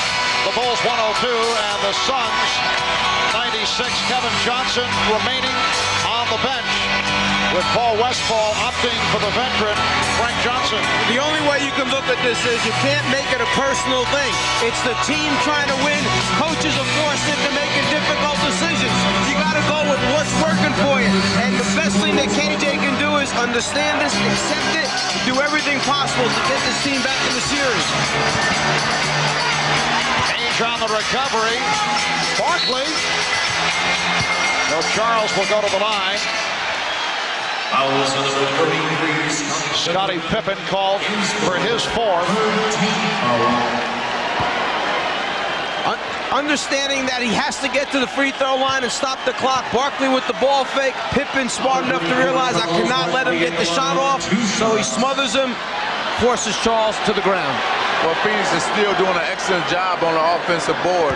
Right now, that gave them their 15th, I think, offensive rebound. And you need offensive rebounds when you're not shooting the ball well. is 9 for 11 from the line. Foul situation, 4-piece on Pippen. And Williams, 4-piece on Chambers. And Kevin Johnson. Bulls 102. The Suns 98. 2 minutes 40 seconds remaining fourth quarter. The matchup is Eaves on Pippen.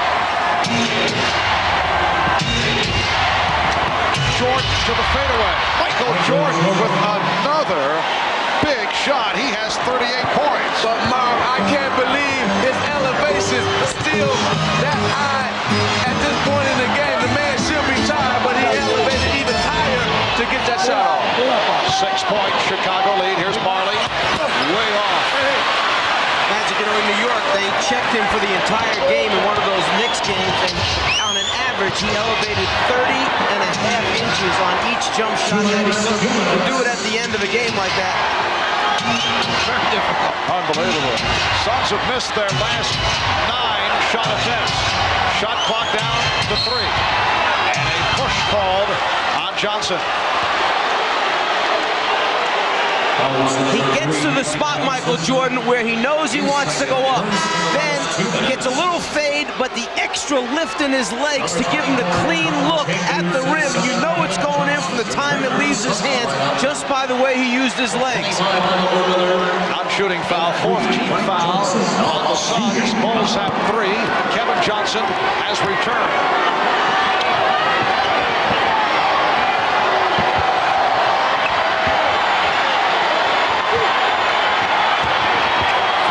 The series of fakes.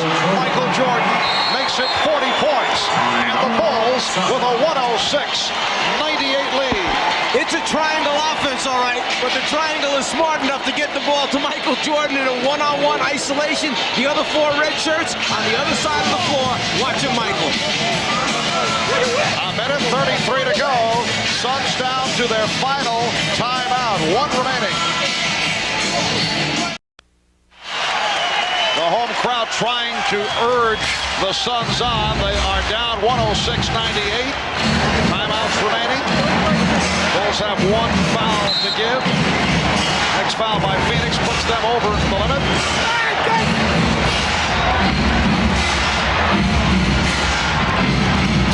Ainge for 3. Yes. Bulls 106. The Suns 101. That was a tough 3 because he almost lost control of the basketball as he received the pass. Still was able to secure it and get a shot off on a good look. Bulls looking to use the clock. 7 on the 24. Jordan. Chambers with the rebound. Michaels have a hot hand. In the fourth quarter, he'd hit 5 of 7 for that miss. Each around Pippen. What a move by Danny Ainge. 5 straight points by Ainge, and he's brought the Suns within 3. Well, Phil Jackson just said, look at the clock, and let's slow this game down. He told his players, use the clock more. Shot clock at 10. 42 seconds to go in the fourth. Pippen. Rebound Chambers. Chicago has a foul to give. They've got to keep that in mind now and use it wisely. Oh, Kevin Johnson fortunate that Armstrong was called for that foul because Kevin lost the dribble off his foot. One of the reasons they went out and got this guy from Portland is because he has the ability to make big shots. He's been in a lot of big critical situations, big basketball games. First the outside, then the inside for Danny Ainge. Now right here it's important for Chicago to make Phoenix use some of the clock. Good block by Pippen. Knocked away by Pippen. We're down to 20 seconds. Chicago with the ball and a 3-point lead. And the foul given by Kevin Johnson. I'm not sure that with this much time remaining on the 24-second clock and in the game that you've got to take a quick pass and try to get it up. You got 27 remaining in the game, 18 on the shot clock. Get a good high percentage shot. Well, I think when you live by the jump shot, you die by the jump shot, and that's what's going to happen right here. Scottie Pippen was 3 of 9 from the line in game 1. Tonight, 3 of 4. And the Bulls now lead 107 to 103. 17 and 4/10 seconds remaining. I think if Phoenix lose this game, they're going to look back at when it was 9:38. The score was tied 91-91. Jordan went out.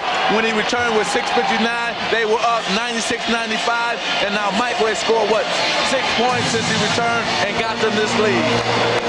Timeout called. We'll be right back.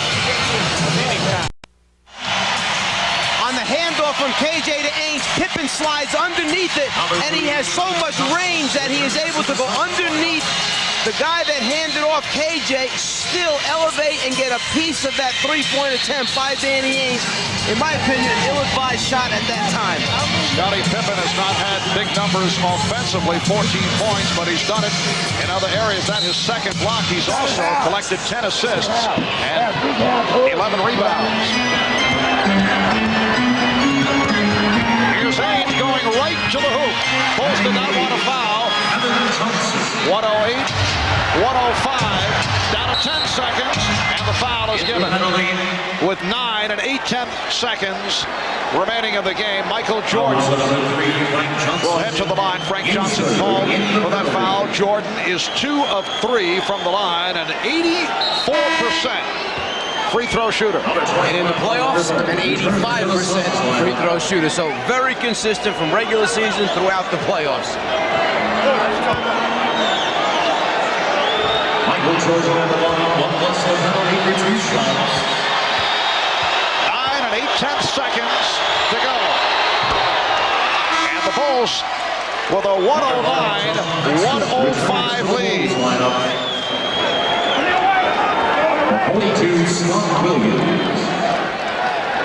And to make matters worse for Phoenix, looking ahead, the Bulls have won 8 straight playoff games in Chicago. Game 3 in Chicago Sunday night will be on hand starting 7 p.m. Eastern Time. The Suns must play better team defense if they're going to win a game in Chicago. It's a 5-point Chicago lead. Marley looking for the 3. Marley fires. Time running out on the Phoenix Suns. Foul is given with 1 and 4/10 seconds to go. Kevin Johnson picks up the foul. The Phoenix Suns are about to become the first team in the history of the NBA Finals to lose games 1 and 2 at home. But Mark, with this road victory, think about this. In the finals, Chicago will be 7-1 in road games. That's incredible. Well, I know about that. They beat us 3 times in the Forum when we played them in the championship. This team is focused. The Chicago Bulls want to make history 3 in a row. And they're focused, and they're doing it with aggressive defense and execution on offense. So the Bulls make it 2-0 and will count. It's a 3-pointer. The basket counts. So the final score, as Danny Ainge converts again from downtown, the Bulls 111, the Suns 108.